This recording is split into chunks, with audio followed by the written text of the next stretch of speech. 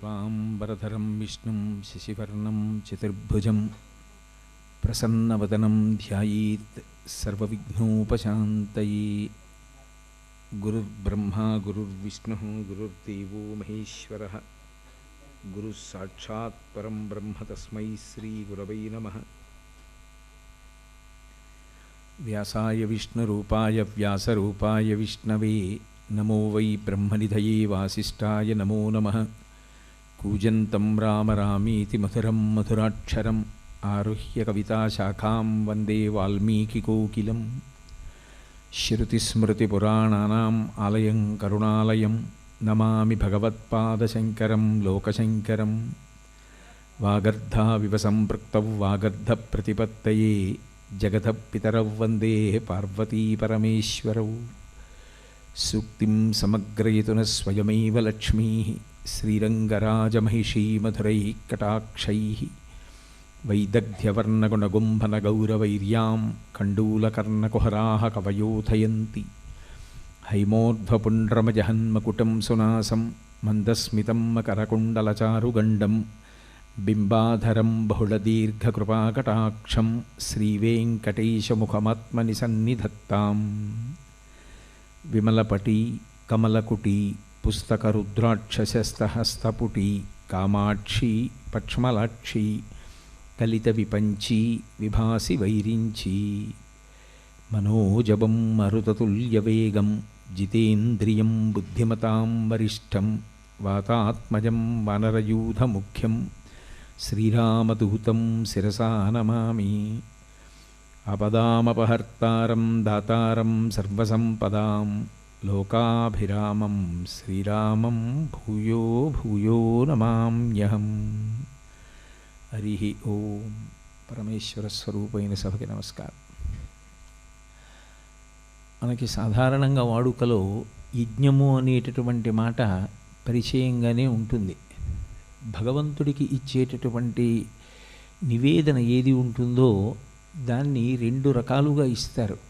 ఒకటి చేసేటటువంటి నివేదన స్వాహాకారంతో ఇంట్లో భగవంతుడికి చూపించినప్పుడు 5 మార్లు నివేదన స్వరూపంగా భగవంతుడికి చూపించడం ఒక ఎత్తు. రెండవది అగ్నిముఖంగా స్వాహాకారంతో హవ్యవాహనుడైనటువంటి అగ్నిహోత్రుడు పట్టుకెళ్ళి చిరుహు అంటారు. అంటే ఆ పదార్థాన్ని పచనం చేసినటువంటి పాత్ర పేరు చిరుహు అనే పిలుస్తారు. అందులో పెట్టినటువంటి పక్వాన్నానికి అదే పేరు. సమిధ ఆజ్యము ఈ పక్వాన్నము మూడిటిని స్వాహాకారంతో భగవంతుడి యొక్క పేరు పిలిచి చివర స్వాహ అనేటటువంటి మంత్రాన్ని పలికి హవ్యవాహనుడి ద్వారా భగవంతుడికి అందించేటటువంటి ప్రక్రియ హోమమైతే ఆ హోమము యొక్క బాహ్యమైనటువంటి స్వరూపంతో కలిపినటువంటిది యజ్ఞం. అయితే యజ్ఞము కొంతమంది మాత్రమే చేయగలరు, కొంతమందికి మాత్రమే దానితో పరిచయం ఉంటుంది. అందరూ యజ్ఞం చెయ్యడానికి అవకాశం ఉంటుంది అని చెప్పడం కష్టం. ఎందుచేత అంటే వేదం చదువుకున్నటువంటి వాళ్ళు మాత్రమే ఆ యజ్ఞం చెయ్యడానికి కావలసినటువంటి మంత్రభాగంతో పరిచయాన్ని పొంది ఉంటారు. అలాగే యజ్ఞం చేసేటప్పుడు హవిస్సు ఇవ్వాలన్నా ఆజ్యం ఇవ్వాలన్నా సమిధ ఇవ్వాలన్నా యజ్ఞ ప్రక్రియతో పరిచయం ఉన్నటువంటి వాళ్ళకి మాత్రమే సాధ్యమవుతుంది తప్ప అన్యులకు సాధ్యం కాదు. కానీ భక్తితో చూసినప్పటికీ కూడా దేవతల యొక్క అనుగ్రహం చేసిన వారితో సమానంగా కలుగుతుంది అన్నది మాత్రం నిర్వివాదాంశం. అయితే మనకి వేదం పంచమహాయజ్ఞములు అని 5 యజ్ఞములను చెప్పింది. సాధారణమైనటువంటి యజ్ఞం ఏది ఉంటుందో దానికి మహాయజ్ఞము అని పిలవలేదు. కానీ ఈ 5టిని మహాయజ్ఞములని పిలిచింది. మహాశబ్దం ఎందుకు వేసి పిలిచారు అంటే అసలు ఏవి చేసినటువంటి కారణం చేత భగవంతుని యొక్క విశేషమైనటువంటి ప్రీతికి మనుష్యుడు పాత్రుడవుతాడో అటువంటి యజ్ఞములు కనుక వాటికి మహాయజ్ఞములు అని పిలవడం జరిగింది. లలితా సహస్రనామ స్తోత్రంలో కూడా అమ్మవారి గురించి చెప్తూ వ్యాసుల వారు ఒక మాట అంటారు, పంచయజ్ఞ ప్రియా అని పిలుస్తారు. ఎవరు ఈ పంచయజ్ఞములను నిరంతరము చేస్తూ ఉంటారో వారి పట్ల పరదేవత విశేషమైనటువంటి ప్రీతిని పొంది ఉంటుంది, కారుణ్యాన్ని వర్షిస్తుంది అని. ఏవి ఆ పంచమహాయజ్ఞములు అంటే అందులో మొదటిది బ్రహ్మయజ్ఞం, రెండవది దేవయజ్ఞం, మూడవది పితృయజ్ఞం, నాలుగవది మనుష్యయజ్ఞం, ఐదవది భూతయజ్ఞం. ఈ 5 యజ్ఞములను చెప్పడంలో వేదం ఎంత విశాల హృదయంతో మాట్లాడుతుందో భగవంతుడు కానీ అసలు ఈ సనాతన ధర్మంలో ఉండేటటువంటి సమస్తమైన విధి విధానములకు రూపకల్పన చేసినటువంటి మహాపురుషులైనటువంటి ఋషులు కానీ ఎంత విశాల హృదయంతో ప్రవర్తిస్తారో, ఎంత విశాల హృదయంతో మాట్లాడతారో, సామాజిక ప్రయోజనాన్ని ఎంతగా దృష్టిలో పెట్టుకుంటారో అర్థమవుతుంది. ఇందులో మనిషి అసలు అటువంటి జన్మని పొందడమే చాలా కష్టం. ఎందుకంటే జంతువునాం నరజన్మ దుర్లభం అని. మిగిలినటువంటి ప్రాణులు ఎన్నో ఉంటాయి. వేదం ప్రకారంగా 84 లక్షల జీవరాశులు ఉన్నాయి. 84 లక్షల జీవరాశులలో ఒక్క మనుష్యుడికి వినా మిగిలిన ఎవ్వరికీ కూడా శాస్త్రంతో కానీ గురువుతో కానీ అసలు అనుబంధం ఉండవలసినటువంటి అవసరం ఉండదు. ఎందుకంటే మిగిలిన ప్రాణులకు వేటికి కర్మాధికారం లేదు, కర్మ చేసే అధికారం లేదు. కాబట్టి అసలు వాటికి శాస్త్రంతో పరిచయం పొందేటటువంటి అవకాశం కూడా లేదు. ఎందుచేత అంటే బుద్ధి అనేటటువంటిది మనుష్యుడు ఆ ప్రాణులకు ఇవ్వలేదు. రెండవ అద్భుతమైనటువంటి పరికరం మనుష్యునికి భగవంతుడు ఇచ్చినది స్వరపేటిక. స్వరపేటిక ఉంది కాబట్టి మనుష్యుడు ఎన్ని విషయాలనైనా మాట్లాడగలడు, భగవన్నామం చెప్పగలడు, 10 మందికి మంచి మాటలు చెప్పి వాళ్ళని శాంతపరిచి సమాజం ప్రశాంతంగా ఉండేటట్టుగా ప్రవర్తించగలడు. ఇంత గొప్ప ఉపకరణములను ఇచ్చి భగవంతుడు మనుష్యుణ్ణి ఈ లోకంలో జన్మించడానికి అవకాశం ఇచ్చిన తరువాత అతనికి ఉన్నటువంటి మేధాశక్తి చేత, అతనికి ఇయ్యబడినటువంటి అద్భుతమైనటువంటి శక్తి వలన సమాజము యొక్క శ్రేయస్సు చెడకూడదనేటటువంటి ఉద్దేశ్యంతో ఈ పంచమహాయజ్ఞములను విధించాడు. ఇవి మిగిలిన ప్రాణులకు లేవు, ఒక్క మనుష్యునకు మాత్రమే అన్వయం. ఎందుచేత అంటే మీరు ఒక్క విషయం ఆలోచించండి. అసలు మిగిలిన ప్రాణుల యొక్క అవసరములు చాలా తక్కువ, ఒక్క మనుష్యునకు మాత్రమే అవసరములు ఎక్కువ. ఒక కుక్క ఉందనుకోండి, దానికి బట్ట కట్టుకోవాలనేటటువంటి బాధ లేదు, ఇల్లు కట్టుకోవాలనేటటువంటి బాధ లేదు, డబ్బు సంపాదించి దాచుకోవాలనేటటువంటి బెంగ లేదు. రాత్రి ఆకలేస్తుంది కాబట్టి పదార్థాన్ని తెచ్చి ఎక్కడో దాచుకుందామన్న బెంగ లేదు. తన కడుపున పుట్టినటువంటి బిడ్డ ఆహారాన్ని సముపార్జన చేయడం అలవాటైన తరువాత ఇంకా తనకి మనవలు పుడతారు, ముని మనవలు పుడతారు, వాళ్ళందరి కోసం ఏదో తెచ్చి తను దాచకపోతే తన వంశం ఏమైపోతుందో అని బెంగ పెట్టుకోవలసినటువంటి అవసరం లేదు. ఏదో ఒక వ్యాధి వస్తే అనుభవించడమే తప్ప ఒక వైద్యుడి దగ్గరికి వెళ్ళవలసిన అగత్యం లేదు. కాబట్టే వాటికి అవసరాలు బాగా తక్కువ. ఆకలి వేసినప్పుడు పదార్థం దొరికిందా సంతోషం, ఆకలి వేసినప్పుడు పదార్థం దొరకలేదా దుఃఖం. తనకి భగవంతుడు ఏ విభూతినిచ్చాడో ఆ విభూతిని ఒక్కదాన్ని మాత్రమే ఆ ప్రాణి ప్రకటనం చెయ్యగలదు. ఒక కుక్క ఉందనుకోండి, దానికి ఉన్నటువంటి గొప్ప శక్తి ఏమిటి అంటే వాసన చూసి పసిగట్టగలదు. ఒక దొంగ ఒక ఇంటిలోకి వచ్చి వెళ్ళిపోయిన తరువాత కూడా నియతి కాలంలో ఆ వాసనని బట్టి ఆ దొంగ ఎట్నుంచి వచ్చాడో ఎటు వెళ్ళాడో కూడా చెప్పగలిగినటువంటి ఒక అద్భుతమైన శక్తి కుక్క యందు పరమేశ్వరుడు ఉంచాడు. ఒక నెమలి ఉందనుకోండి, పింఛం విప్పి ఆడుతుంది. ఒక కోయిల వసంత ఋతువులో పాట పాడుతుంది.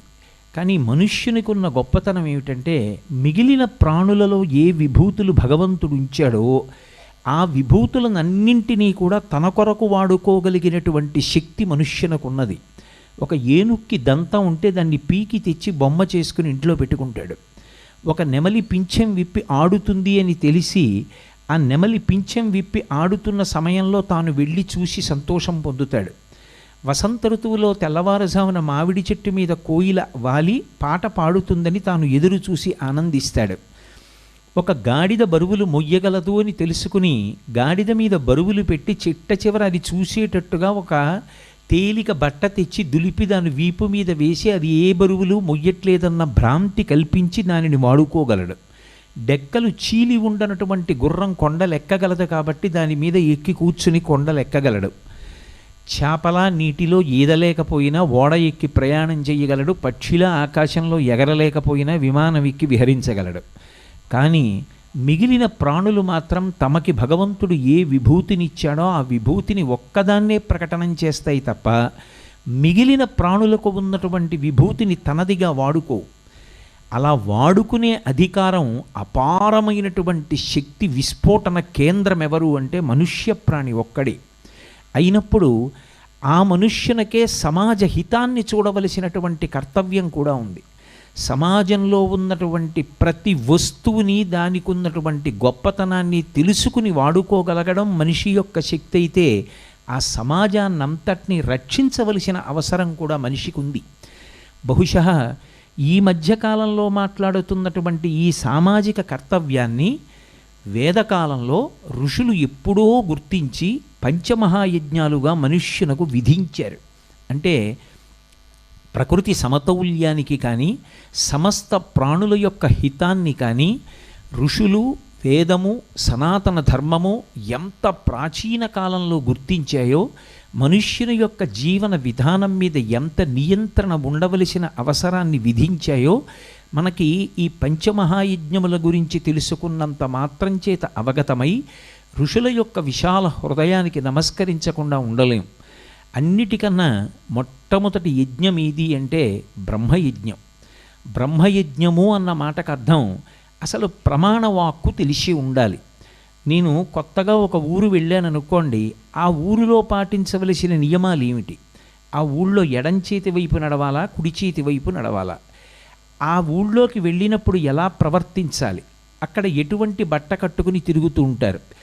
అక్కడ ఆహారపు అలవాట్లు ఎలా ఉంటాయి? అక్కడ ఏ మాట మాట్లాడితే ఎటువంటి అర్థం వస్తుంది? పేడ అన్నాను అనుకోండి, ఏ ఆవు పేడో అని మనం అనుకుంటాం. దూద్ పేడ అన్నాడు అనుకోండి, అక్కడ కూడా అదేదో దూది యొక్క పేడ అని అనుకోకూడదు. దూద్ పేడ అంటే పాలకోవా. పైకి ఎంత కఠినంగా కనపడుతుందో పదార్థం అంత మధురంగా ఉంటుంది. అక్కడ వాడేటటువంటి భాష ఏమిటి, దాని అర్థం ఏమిటి, మనం ఎలా మాట్లాడాలి, ఇవి తెలుసుకోవలసి ఉంటుంది. ఆ ప్రమాణం తెలియకుండా వెడితే ఒక్కొక్కసారి అవమానాల పాలు కావలసి ఉంటుంది. సనాతన ధర్మం యొక్క గొప్పతనం ఏమిటంటే మనుష్య జన్మ ఎత్తినటువంటి వాడు తరించడానికి కూడా ప్రమాణం ఉన్నది. దీన్ని నువ్వు పాటించు, నువ్వు గమ్యాన్ని చేరుకుంటావు. ఏది గమ్యం? మనిషి యొక్క జీవన ప్రస్థానంలో గమ్యం పరమేశ్వరుణ్ణి చేరడమే. ఆ గమ్యాన్ని చేరడానికి ప్రమాణమైనటువంటి వేదాన్ని తెలుసుకోవాలి. అందుకే శంకరాచార్యుల వారు సముద్రమంత వాంగ్మయాన్నిచ్చి అవతార పరిసమాప్తి చేస్తుంటే శిష్యులు వెళ్ళి అడిగారు, మీరు ఇంత వాంగ్మయాన్ని ఇచ్చారు, ఇదంతా చదవడానికి ఒక జీవితకాలం చాలదు, ప్రధానంగా మా జీవితంలో అనుష్ఠించవలసినటువంటి విషయాన్ని మాకు తెలియచేయండి అని అడిగారు. వారు అవతార పరిసమాప్తి చేస్తూ చెప్పారు, వేదో నిత్యమధీయతాం తదుదితం కర్మస్వనుష్ఠీయతాం అన్నారు. ప్రతిరోజు వేదం చదవండి, వేదం ఎలా చెప్పిందో అలా బ్రతకండి. ఒకవేళ నేను వేదం చదువుకోలేదండి అంటే వచ్చిన ఇబ్బంది లేదు, స్మృతి గ్రంథాన్ని చదువుకోండి. ఒకవేళ నాకు స్మృతి గ్రంథాలు కూడా తెలియవండి అంటే వాల్మీకి, వ్యాసుడు మొదలైనటువంటి మహాపురుషులు, ఋషులు వాంగ్మయాన్ని అందించారు. శ్రీరామాయణం ఉందనుకోండి, అది వేదోపబృంహణం. వేదము చదువుకుంటే ఏం తెలుస్తుందో రామాయణం చదువుకుంటే అదే తెలుస్తుంది. ఒక మనిషి జీవితంలో ఎన్ని కష్టాలు వస్తాయో, ఎన్ని సుఖాలు వస్తాయో, ఎన్ని శుభాలు వస్తాయో, ఎన్ని అశుభాలు వస్తాయో, ఎన్ని ఉద్ధాన పతనాలు ఉంటాయో, ఎన్ని సందర్భాలు ఉంటాయో అన్నిటినీ రామచంద్రమూర్తి అనుభవించాడు. అందుకే ఒక పెళ్లి చేసుకుంటే ఎలా చేసుకోవాలి అంటే రామాయణంలో రాముడు పెళ్లి ఎలా చేసుకున్నాడు చదివితే చాలు, అదే ప్రమాణం. అన్నం తింటే ఎలా తినాలి, రాముడు ఎలా తిన్నాడో చూస్తే అదే ప్రమాణం. తండ్రి గారు శరీరం విడిచిపెట్టేస్తే తండ్రి గారికి తద్దినం పెట్టవలసి వస్తే ఎలా పెట్టాలి, రాముడు దశరథ మహారాజు గారికి తద్దినం ఎలా పెట్టాడో చదివితే అదే వేదంలో చెప్పబడి ఉంటుంది, అదే ప్రమాణం. నిత్యాగ్నిహోత్రీకుడైన వాడు నిత్యాగ్నిహోత్రాన్ని ఎలా రక్షించుకోవాలి, సుదూర ప్రాంతానికి వెడితే అగ్నిహోత్రాన్ని ఏం చేయవలసి ఉంటుంది, శ్రీరామాయణం చదువుకుంటే రాముడు ఏం చేశాడో అదే ప్రమాణం. రామాయణము వేదోపబృంహణము, అంటే వేదమే శ్రీరామాయణంగా నడిచింది ఈ లోకంలో.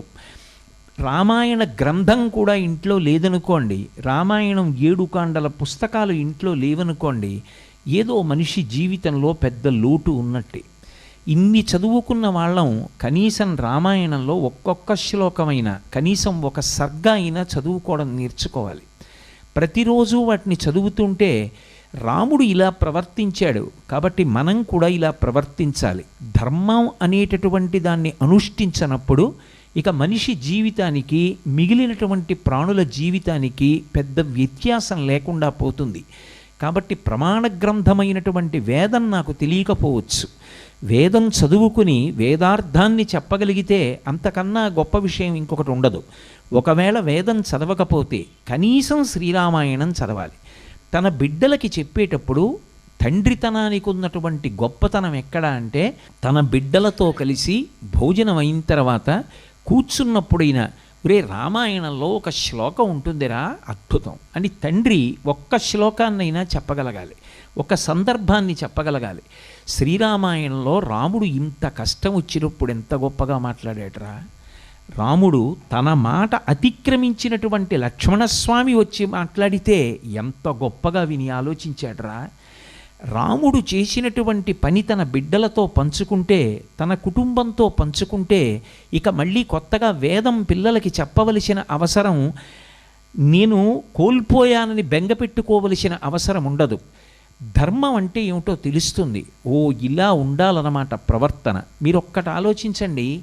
విశ్వనాథ సత్యనారాయణ గారు చిలియలి కట్ట అని ఒక పుస్తకం రాశారు. సముద్రానికి శక్తి లేక తన ఒడ్డుని అతిక్రమించి భూమి మీదకి రావట్లేదా? సముద్రమే తలుచుకుంటే ఒక్క క్షణంలో తన యొక్క తీరాన్ని దాటి వచ్చి ఊరి మీద పడిపోయి ఊరినంతటినీ ముంచెత్తుతుంది. కానీ సముద్రం దాటదు. తనకి తానుగా చెలియలి కట్ట అని ఒక నిర్ణయం చేసుకుంది, ఇది నేను దాటను. అక్కడ వరకు కెరటాలతో వచ్చి ఆడుకున్నట్టుగా ముందుకొచ్చి తాను అంత శక్తివంతురాలైన ఒడ్డునున్న వాడి కాళ్ళు కడిగి వెనక్కి వెళ్ళిపోతోంది. ఈడ్చగలిగినా తాను ఈడ్వదు. బయట అంత కెరటాలతో ఆడుకునే సముద్రం మధ్యలో పరమ గంభీరంగా ఉంటుంది, ఏ కెరటాలు ఉండవు. సముద్రం దాటడం మానేసిందా? తాను తలుచుకుంటే క్షణాల్లో ఊళ్ళకి ఊళ్ళు మింగేయగలదు. అయినా సముద్రం దాటి రాదు. చెలియలి కట్ట తాను విధించుకుంది.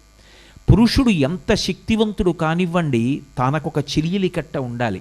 నాతి చరామి, నేను ఈమెను అతిక్రమించను, అది ఒక చెలియలి కట్ట. ధర్మం చెలియలి కట్ట, నేను ధర్మాన్ని అతిక్రమించాను. నాకు ఎంత శక్తి అయినా ఉండొచ్చు, నేను ఎంత అధికారంలోనైనా ఉండొచ్చు, సంతకాన్ని ఈ కారణానికి నేను చెయ్యను. ఎందుకు చెయ్యనంటే ఒక్కటే కారణం, ఇది ధర్మచట్రంలో ఇమడదు కనుక. నేను ఈ సంతకం చేస్తాను ఎందుకనంటే ధర్మచట్రంలో ఇముడుతుంది కనుక. ఎక్కడి నుంచి వస్తుందా ధైర్యం? ప్రమాణవాక్కైనటువంటి వేదమైనా తెలియాలి, సమాజ హితం కోసం ప్రవర్తించడం రామాయణాది కావ్యములను చదువుకోవడం ద్వారానైనా తెలియాలి. అందుకే రామచంద్రమూర్తి గురించి చెప్తూ శ్రీరామాయణంలో ఒక మాట అంటారు, సర్వే వేదవిధ శూరాః సర్వే లోకహితే రతాః సర్వే జ్ఞానోపసంపన్నాః సర్వే సముదితా గుణైః. ఈ ఒక్క శ్లోకం ప్రతి విద్యార్థి చేత ప్రతి పాఠశాలలో చెప్పించగలిగితే, ఈ ఒక్క శ్లోకం మీద ఏడాదికి ఒక్కసారైనా ఓ గంట పిల్లలకి చెప్పగలిగితే ప్రతి విద్యార్థిలోనూ ఒక కొత్త ఆలోచన ఏర్పడుతుంది. నువ్వు ఎంత చదువుకున్నావన్నది కాదు, నువ్వు చదువుకున్న చదువు సమాజ హితమునకు ఎంత పనికొస్తోంది. సరస్వతీ కటాక్షమున్నటువంటి వ్యక్తి అవతల వారు అడిగినంత మాత్రం చేత ఆవు దూడ వచ్చి ఆవు పొదుగులో తన ముట్టి పెట్టి 4 మాటలు గుద్ది శిరాన్ని నోటితో పట్టుకుని చప్పరించినంత మాత్రం చేత ఎక్కడో పుట్టల మీద ఉన్న పచ్చిగడ్డిని తిని ప్రవహిస్తున్నటువంటి నీటిని తాను జాగ్రత్తగా తాగి కూర్చుని పడుకుని నెమరవేసుకుని శ్రేష్టమైనటువంటి పాలగా మార్చి అంత గొప్ప ఆవు తన పాలని దూడ గుద్దినంత మాత్రం చేత విడిచిపెట్టేస్తోంది. సరస్వతీ కటాక్షం ఉన్నవాడు అన్న మాటకు అర్థం ఏమిటంటే, అయ్యా మీరు చెప్పకపోతే మాకెవరు చెప్తారు, 4 మాటలు చెప్పండి అని అడిగినంత మాత్రం చేత చెప్పకుండా ఉండలేక చెప్పగలిగిన విభూతి ప్రకాశించకపోతే నీరు ప్రవహించనంత ప్రమాదం వస్తుంది. నీరు ప్రవహించకుండా నిలబడిపోయిందనుకోండి, మురుగు వాసన వస్తుంది, ఆ నీరెవరికీ పనికిరాదు. విద్యయందు లోభబుద్ధి కలిగిందనుకోండి, నేను ఎందుకు చెప్పాలి అన్న బుద్ధి కలిగిందనుకోండి, ఇక ఆ విద్వాంసుడి వలన సమాజం మనకు ప్రయోజనం ఉండదు, దుర్గంధభూయిష్టమవుతుంది. అలాగే తను చదువుకున్నటువంటి చదువు తానొక తప్పు చేసి సమర్థించుకోవడానికి పనికొచ్చిందనుకోండి, అతన్ని ఆపగలిగిన వాళ్ళు లోకంలో ఉండరు. ఎందుచేత అంటే విద్వాంసుడే తాను చేసిన తప్పుని సమర్థించుకుంటే ఇక సమాజానికి అసలు మార్గదర్శనం ఎలా జరుగుతుంది? మీరు శ్రీరామాయణమే చూడండి.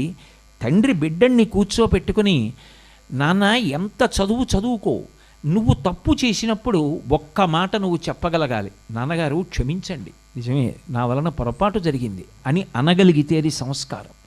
నువ్వు తప్పు చేశావని నీ అంతరాత్మకి తెలిసి కూడా అది సమర్థించుకునే ప్రయత్నం చేయడం రావణ ప్రవృత్తి.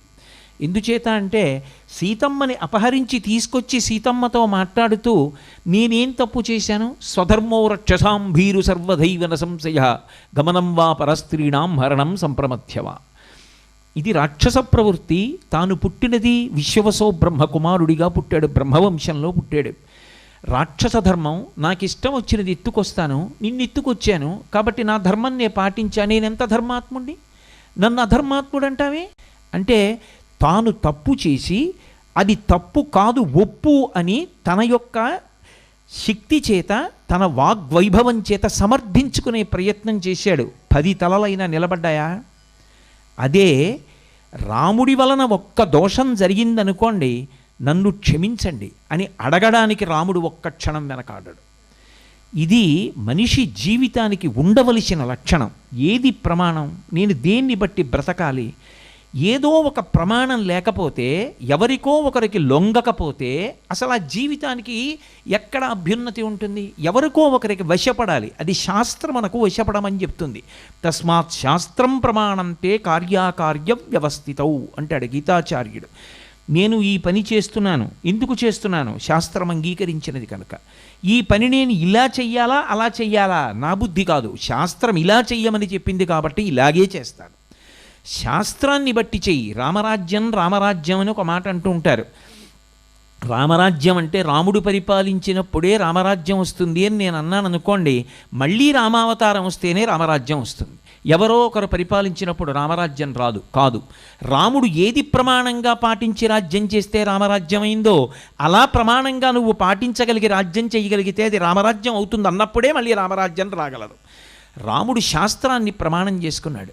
ఎప్పుడు ఏ తీర్పు చెప్పినా, ఎలా పరిపాలించినా శాస్త్రం ఏం చెప్పింది అనేవాడు. తన బుద్ధికి తోచినది చెప్పేవాడు కాదు. శాస్త్రం ఎలా చెప్పిందో అలా ప్రవర్తించాడు. అది రామరాజ్యం అయింది. రామరాజ్యం వస్తుంది ఎప్పుడు? ఏ పరిపాలకుడు పరిపాలించినా శాస్త్రాన్ని ప్రమాణం చేసుకుని పరిపాలన చేస్తే. కాబట్టి బ్రహ్మయజ్ఞం అంటే, బ్రహ్మయజ్ఞం అనేటటువంటిది ఎవరో ఒక్కరే చెయ్యవలసినది అని నేటి సమాజానికి అసలు అన్వయం కుదరదు. ప్రతి ఇంట రామాయణం చదవాలి, ప్రతి ఇంట్లో భారతం చదవాలి. వ్యాసుడంత కష్టపడి భారతం దేనికి ఇచ్చినట్టు? పంచమవేదంగా ఇచ్చాడు మహానుభావుడు. ధర్మార్థకామమోక్షములనేటటువంటి చతుర్విధ పురుషార్థములను ఎలా సమన్వయం చేసుకోవాలో, అర్ధకామములను ధర్మంతో ఎలా ముడివేసుకోవాలో, ధర్మంతో ముడిపడనటువంటి అర్ధకామములు ఎంత ప్రమాదమునకు వెళ్ళిపోతాయో పరమాద్భుతమైనటువంటి రీతిలో చెప్పి 4 వేదములను విభాగం చెయ్యడమే కాకుండా 5వదైనటువంటి పంచమవేదాన్ని మళ్ళీ లోకానికి అందించాడు. అది కూడా కల్పితమైనటువంటి కథ కాదు, యథార్థముగా జరిగినటువంటి విషయాన్ని అందించాడు. అందుకే భారతంలో వ్యాసుల వారు కూడా ఒక వ్యక్తి. అటువంటి భారతాన్ని ప్రతిరోజు చదువుతున్నారనుకోండి, ఇక మీకు అది కాల్పనిక గాథ కాదు. కాబట్టి ఇలా ప్రవర్తిస్తే ఇటువంటి ప్రమాదం వస్తుంది. ఇలా కాకుండా మనిషి ఇలా కట్టుబడగలిగితే తప్పకుండా అభ్యున్నతిని పొందుతాడు. అసలు ఒక్క మహాభారతాన్ని గురించి మీరు ఆలోచించడం మొదలు పెడితే, నెగడులో కర్ర పెట్టి తోస్తే నిప్పురవ్వలు ఎలా వస్తాయో అలా వచ్చి జీవితాన్ని నియంత్రిస్తుంది. శ్రీరామాయణం మనిషి జీవితాన్ని అలా నియంత్రిస్తుంది.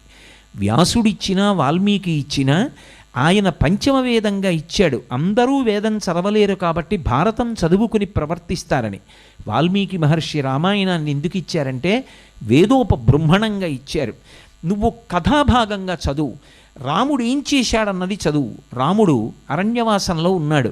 కౌసల్య, సుమిత్ర, కైకేయి, భరతుడు, వశిష్ఠుడు మొదలైన వారు రాముణ్ణి వెనక్కి తీసుకురావడానికి వెడుతున్నారు.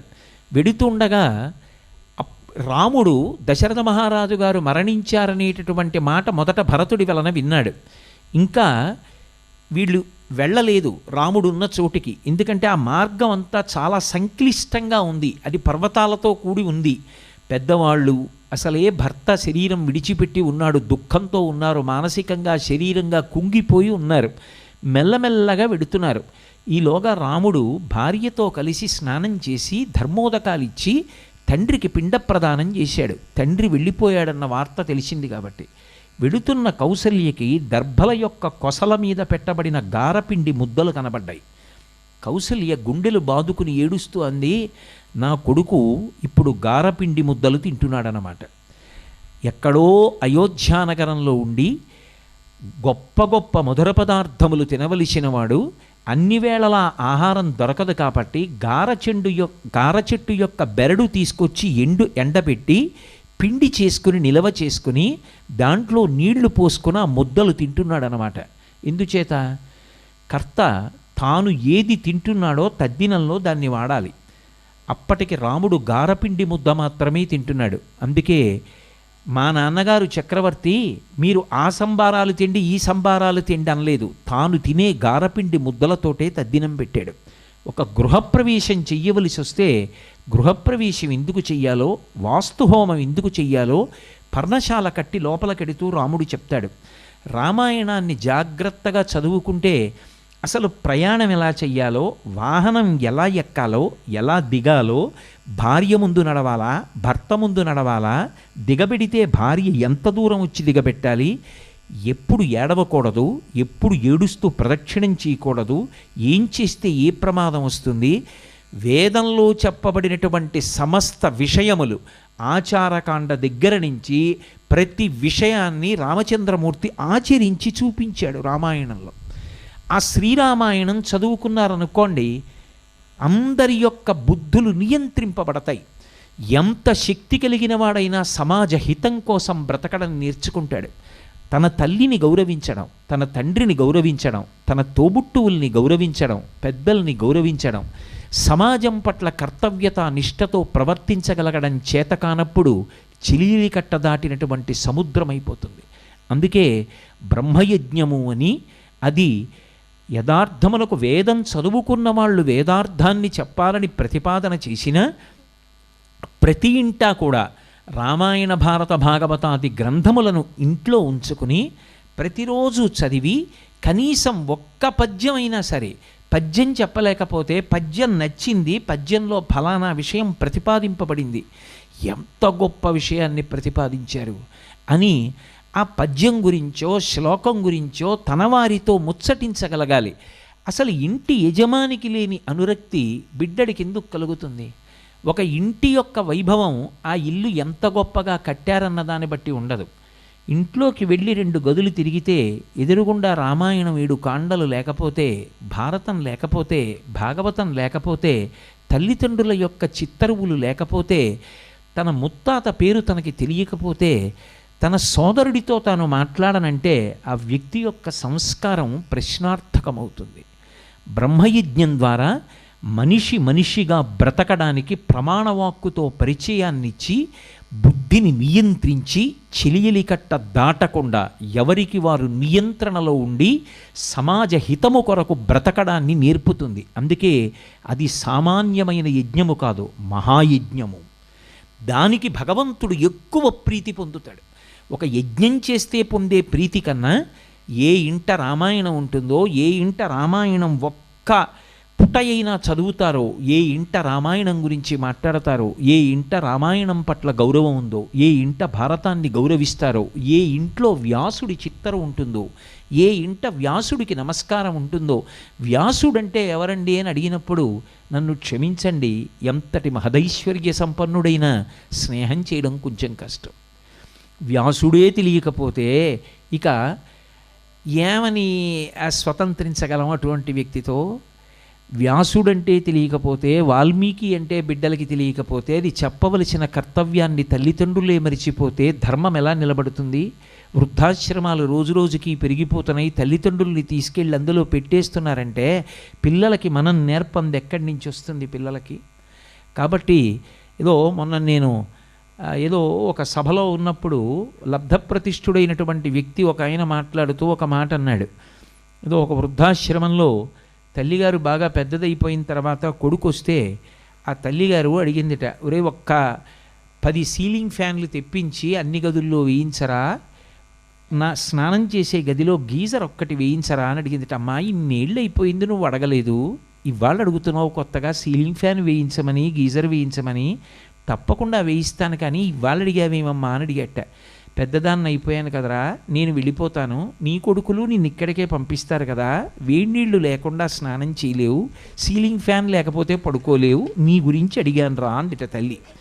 కాబట్టి వాడు ఎంత చదువుకోనివ్వండి, అసలు వాడికి ప్రమాణవాక్కుతో పరిచయం లేనప్పుడు అది ఎంత ప్రమాదకరమైన జీవితం అయిపోతుంది, వాడికి సమాజ హితం తెలియకపోతే.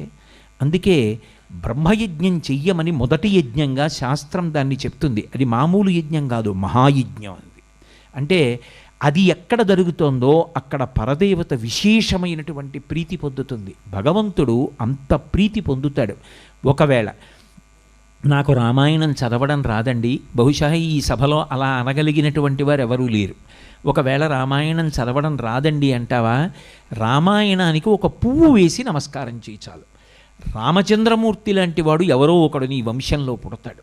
రామాయణం లేకుండా ఇల్లొద్దు, భారతం లేకుండా ఇల్లొద్దు. కాబట్టి ప్రమాణవాక్కుతో పరిచయం చెయ్యగలగడం, దాని గురించి మాట్లాడడం, ఆర్షగ్రంథాల్ని చదవడం, ఆర్షగ్రంథాల గురించి ఇంట్లో మాట్లాడుకోవడం బ్రహ్మయజ్ఞం. రెండవది దేవయజ్ఞం. దేవయజ్ఞము అనేటటువంటి మాట 3 స్థాయిలలో అన్వయమవుతుంది. మొదటిది పూజ. పూజ అనేటప్పటికీ నాబోటిగాడు సాధారణంగా ఏ ఉద్దేశ్యంలో ఉంటాడంటే, ఏదో భగవన్మూర్తి, ఆ భగవన్మూర్తికి నేను గౌరవం ఇస్తున్నాను, నేను పూజ చేస్తున్నాను అనుకుంటాడు. కాదు, అసలు పూజ చేయడం వచ్చినవాడు లోకము చేత పూజింపబడతాడు. ఎవరు పూజ చేస్తాడో వాడు పూజనీయుడవుతాడు.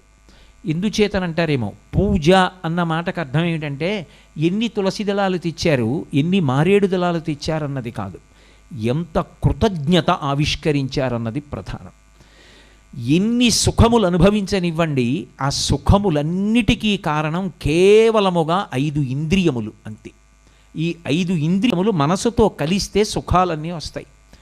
కన్ను ఉంది కాబట్టి ఇవాళ నేను ఈ చెట్ల వంక చూస్తున్నాను, మీ వంక చూస్తున్నాను, ప్రకృతి వంక చూస్తున్నాను, ఈ భవనం వంక చూస్తున్నాను, చిత్తరువుల వంక చూస్తున్నాను, సంతోషిస్తున్నాను. కళ్ళు లేవనుకోండి, కళ్ళు ఉన్నా చూడగలిగిన శక్తి లేదనుకోండి, పర్వతములు ఉన్నా, దేవాలయములున్నా, ధ్వజస్తంభములున్నా, భగవన్మూర్తులున్నా, తల్లి ఉన్నా, భార్య ఉన్నా, బిడ్డలున్నా, మనవలున్నా, చెట్లున్నా, నదులున్నా, సెలయేళ్లున్నా, నేను ఏమి చూడగలను, ఏమి సంతోషాన్ని పొందగలను? కన్నులు నేను తెచ్చుకోలేదు, కన్నులకు చూడగలిగిన శక్తి నేను పెట్టుకోలేదు, ఈశ్వరుడిచ్చాడు. అవి పగటిపూటంతా నేను నిర్లక్ష్యంగా వాడితే బడలిపోయినప్పుడు రాత్రి నిద్రాకాలిక సుఖాన్నిచ్చి మళ్ళీ బడలిక తీర్చి తెల్లవారేటప్పటికి కంట్లో పడినటువంటి మలినాన్ని పుసిగా మార్చి చూడగలిగిన శక్తినిచ్చి కాపాడాడు. చెవులిచ్చి వినికిడి శక్తినిచ్చాడు. వీణావాదన దగ్గర నుంచి, ఒక మధుర గానం దగ్గర నుంచి, కోయిల పాట దగ్గర నుంచి, కొడుకు మాటల దగ్గర నుంచి, మనవడి చిన్ని మాటల దగ్గర నుంచి, భార్య ప్రియమైన పలుకుల దగ్గర నుంచి, తండ్రి చెప్పినటువంటి మంచి మాటల నుంచి, గురువు ఉపదేశం వరకు ఇన్నిటిని చెవులతో విన్నాను. పరమేశ్వరుడు చెవులిచ్చి నాకు ఇన్ని సుఖాలిచ్చాడు. నాలుక పెట్టి రుచి చూడడం అలవాటు చేశాడు కనుక ఇన్ని పదార్థములను తిని సుఖములు అనుభవించాను. స్పర్శకి చర్మం ఇచ్చాడు కాబట్టి ఎన్నింటినో ముట్టుకుని స్పర్శ సుఖాన్ని అనుభవించాను. అలాగే భగవానుడు ముక్కు ఇచ్చి వాసన చూసే అధికారం ఇచ్చాడు కాబట్టి ఎన్ని సువాసనలో పీల్చి సంతోషించాను. ఈ 5 ఇంద్రియముల యొక్క శక్తులను ఈశ్వరుడు ఉపసంహారం చేశాడనుకోండి. కన్నులిచ్చాను, ఇక ఎవ్వరూ చూడరు. చెవులుంటాయి, వినరు. ముక్కుంటుంది, వాసన చూడరు. నాలుకుంటుంది, రుచి తెలియదు. చర్మం ఉంటుంది, స్పర్శ తెలియదు అన్నాడు అనుకోండి. ఇక అసలు సుఖము దుఃఖము 2 ఉండవు. మీరు తొందరపడకండి, బాగా ఆలోచించండి. ఇవేం లేవు. వాడు కూర్చున్నాడు, ఏముంటే ఏం తెలుస్తుంది? త్రాచుపాం వెళ్ళిపోతోంది, తెలియదు. తిరుపతి లడ్డూ పట్టుకొచ్చి ఇచ్చారు, తెలియదు. నిప్పు కణిక నాలుక మీద ఎట్టారు, తెలియదు. భార్య ఎదురుగుండా ఉంది, తెలియదు. దుఃఖము లేదు, సుఖము లేదు. ఈ 5 తెచ్చుకున్నది నేనా? ఈ 5టికి 5 శక్తులు పెట్టుకున్నవాడిని నేనా? ఇవేవీ నేను చెయ్యలేదు. లోపల ఉన్న ఒక్క దీపం ఈ 5 కన్నాల్లోంచి బయటికి వచ్చినప్పుడు ఒక్కొక్క ఇంద్రియం ఒక్కొక్క పని చేస్తోంది. నానాఛిద్రఘటోదరస్థిత మహాదీప ప్రభాభాస్వరం జ్ఞానం యస్య చక్షురాది కరణ ద్వారా బహిస్పందతే జానామీతి తమేవ భాంతమనుభాచ్యే తత్సమస్తం జగత్ తస్మై శ్రీగురుమూర్తయే నమగిదం శ్రీదక్షిణామూర్తయే అంటారు శంకర భగవత్పాదులు. లోపల పరమేశ్వరుడుండి ఆయన యొక్క వెలుగు ఈ ఇంద్రియములలోంచి బయటికి వస్తుంటే ఒకటి చెయ్యవలసిన పని ఒకటి చెయ్యదు. కన్నులు చెయ్యవలసిన పని చెవి చెయ్యదు. కానీ చెవిగా వింటుంది, కన్నుగా చూస్తుంది, ముక్కుగా వాసన చెప్తుంది, నాలుకగా రుచి చెప్తుంది, చర్మంగా స్పర్శ చెప్తుంది. ఒక్క ఈశ్వరుడు ఈ 5 ఇంద్రియముల గుండా ఇన్ని సుఖములకు కారణమయ్యాడు. ఇది గుర్తించినవాడు పొద్దున్న పూజ చేసినప్పుడు దీపం పెట్టాడు. దీపంలో నూనె వెయ్యాలా, నెయ్యి వెయ్యాలా, 3 ఒత్తులు వెయ్యాలా, 3 ఒత్తులు నలిపి వెయ్యాలా, 1 ఒత్తు వెయ్యాలా? జీవితాంతం ఎంతకాలం అక్కడే ఆగిపోతావు? అసలు దీపం ఎందుకు పెడుతున్నావు? ఈ కళ్ళు ఇచ్చావు కాబట్టి, కంటికి వెలుగిచ్చావు కాబట్టి, దీనితో ఇన్ని చూస్తున్నాను కాబట్టి, ఇది బడలిపోతే రాత్రి నిద్రాకాలిక సుఖం ఇచ్చావు కాబట్టి, కంటిలో పడిన ధూళికణాల్ని మెత్తటి పుసిగా మార్చి తెల్లవారేటప్పటికి కనుకులుకుకి తీసుకొచ్చావు కాబట్టి, వేలుతో తీసేయడానికి అవకాశం ఇచ్చావు కాబట్టి, మళ్ళీ శక్తినిచ్చి కంటితో చూడగలిగిన అవకాశం ఇచ్చావు కాబట్టి, దీపం పెట్టి నీకు కృతజ్ఞత చెప్తున్నాను, ఈ కాంతికి ఆ కాంతితో కృతజ్ఞత చెప్తున్నాను అని చెప్పినప్పుడు వాడు కృతజ్ఞత చెప్తున్నాడు. ఎవడికి కృతజ్ఞత జీవితంలో అలవాటైందో కృతజ్ఞుడు కనుక వాడు సమాజము చేత గౌరవింపబడతాడు. ఆ కృతజ్ఞత లేదనుకోండి, ఇలా ఎవరి దగ్గరైనా ఉపకారం పొంది ఉత్తర క్షణంలో ఆ ఉపకారాన్ని మరిచిపోతాడనుకోండి, కృతజ్ఞుడండి, ఆయనకి ఉపకారం చెయ్యకూడదంటారు. రామాయణంలో కిష్కింధకాండలో లక్ష్మణస్వామి మాట్లాడుతూ ఒక మాట అంటాడు, బ్రహ్మగ్నేచ సురాపేచ చౌరీ భగ్నవ్రతే తథా నిష్కృతిర్విహితా సిద్ధి కృతఘ్నో నాస్తి నిష్కృతి. ఒకవేళ బ్రహ్మహత్య చేసిన వాడికైనా పరిహారం ఉందేమో, దొంగతనం చేసిన వాడికి ఉందేమో, సురాపానం చేసిన వాడికి ఉందేమో, ఈ వ్రతం చేస్తానని నీళ్లు ముట్టుకుని ఆ వ్రతం చెయ్యని వాడికి ఉందేమో, కానీ ఉపకారమును పొంది మరిచిపోయి కృతజ్ఞుడై నిలబడినటువంటి వాడికి మాత్రం ఈ లోకంలో ఇక మళ్ళీ ఎటువంటి ప్రాయశ్చిత్తము లేదు. కృతజ్ఞతతో జీవించకూడదు, కృతజ్ఞుడై జీవించాలి. ఎప్పుడో ఎవరో ఒక ఉపకారం చేశారనుకోండి, మనస్ఫూర్తిగా స్మరించి సంతోషించాలి. ఈ జాతి గొప్పతనం ఎక్కడుంది అంటే ఆ కృతజ్ఞతా భావనలో ఉంది. శ్రీరామాయణం సుందరకాండలో మైనాకుడు హనుమతో మాట్లాడుతూ ఒక మాట అంటాడు, అతిథిక్కిల పూజార్హ ప్రకృతోపి విజానత అంటాడు. కృతీచ ప్రతికర్తవ్యం ఏషధర్మ సనాతన సోయం తత్ప్రతికారార్థి తత్వసమ్మానమర్హతి అంటాడు.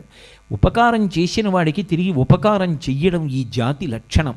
ఉపకారికి నుపకారము విపరీతము కాదు చేయ వివరింపంగా అపకారికి నుపకారము నెపమెన్నక చేయువాడి నెర్పరి సుమతి. ఉపకారం చేసిన వాడికి ప్రత్యుపకారం చెయ్యడం గొప్ప కాదు, అపకారం చేసిన వాడికి కూడా ఉపకారం చెయ్యగలిగినటువంటి విశాల హృదయం ఉన్నవాడు ఉన్నాడే, వాడు గొప్పవాడు. అది లోపల సంస్కృతిని పెంచుతుంది.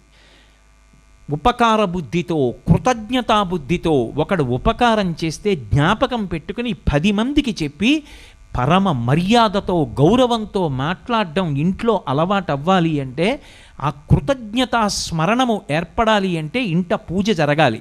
అంటే వాడు ప్రతిరోజు తనకి ఇంద్రియములతో సుఖములను అనుభవించడానికి అధికారం ఇచ్చిన పరమాత్మకి కృతజ్ఞత చెప్పడం పూజ. నేను అన్ని విషయాలు పంచోపచారముల గురించి వ్యాఖ్యానం చేయట్లా, ఒక్క దీపము కళ్ళు మాత్రమే మాట్లాడాను. అలా ఒక్కొక్క ఇంద్రియ సుఖానికి ఒక్కొక్క దానితో భగవంతుడికి కృతజ్ఞతని ఆవిష్కరిస్తారు. ఇంకొక విషయాన్ని నేను మీతో మనవి చెయ్యాలి అంటే, ముక్కుకి వాసన శక్తిని ఇచ్చాడు. ఎన్నో వాసనలు, జాజిపూల వాసన చూసి సంతోషిస్తాను. ఈ వాసనలన్నీ నాకు అవకాశం ఇచ్చావు కాబట్టి ఈశ్వరా నీకు కృతజ్ఞతలు చెప్పి సుగంధం పరిమళంగా ఇదిగో ధూపం వేస్తున్నాను. ఆ ధూపం ఎందుకు వేస్తున్నావంటే, నీకు ముక్కు అనబడే ఇంద్రియాన్ని ఆయన ఇచ్చి అది బడలిపోతే తెల్లవారేటప్పటికీ సుఖం ఇచ్చాడు. నీ ప్రాణములన్నీ ఆ ముక్కు రంధ్రముల మీద ఆధారపడి ఉన్నాయి. యావత్ పవనో నివసతి దేహే తావత్ పృచ్చతి కుశలంగేహే గతవతి వాయౌ దేహాపార్యే భార్యా బిభ్యతి తస్మిన్ కాయే అంటారు శంకరులు. ఊపిరి తీసినది విడిచిపెట్టకపోయినా, విడిచిపెట్టంది తీకపోయినా మనిషి వెళ్ళిపోయినట్టే. అంత అవసరమైనటువంటి వాయువు ముక్కులోంచి వెళ్ళాలి. ఒకవేళ వీడు అక్కర్లేని వాటికి వెళ్ళి పడిశం పట్టించుకుంటాడేమోనని ఒక అత్యవసర ద్వారంగా కంఠంతో తీసుకునే అవకాశాన్ని పరమేశ్వరుడు సృజించాడు. బహుశः ప్రపంచంలో మొదటి అత్యవసర ద్వార నిర్మాత ఎవరు అంటే భగవంతుడే. అయినప్పుడు ఆయనకి కృతజ్ఞత చెప్పాలి కదూ, ధూపం వెయ్యాలి కదూ.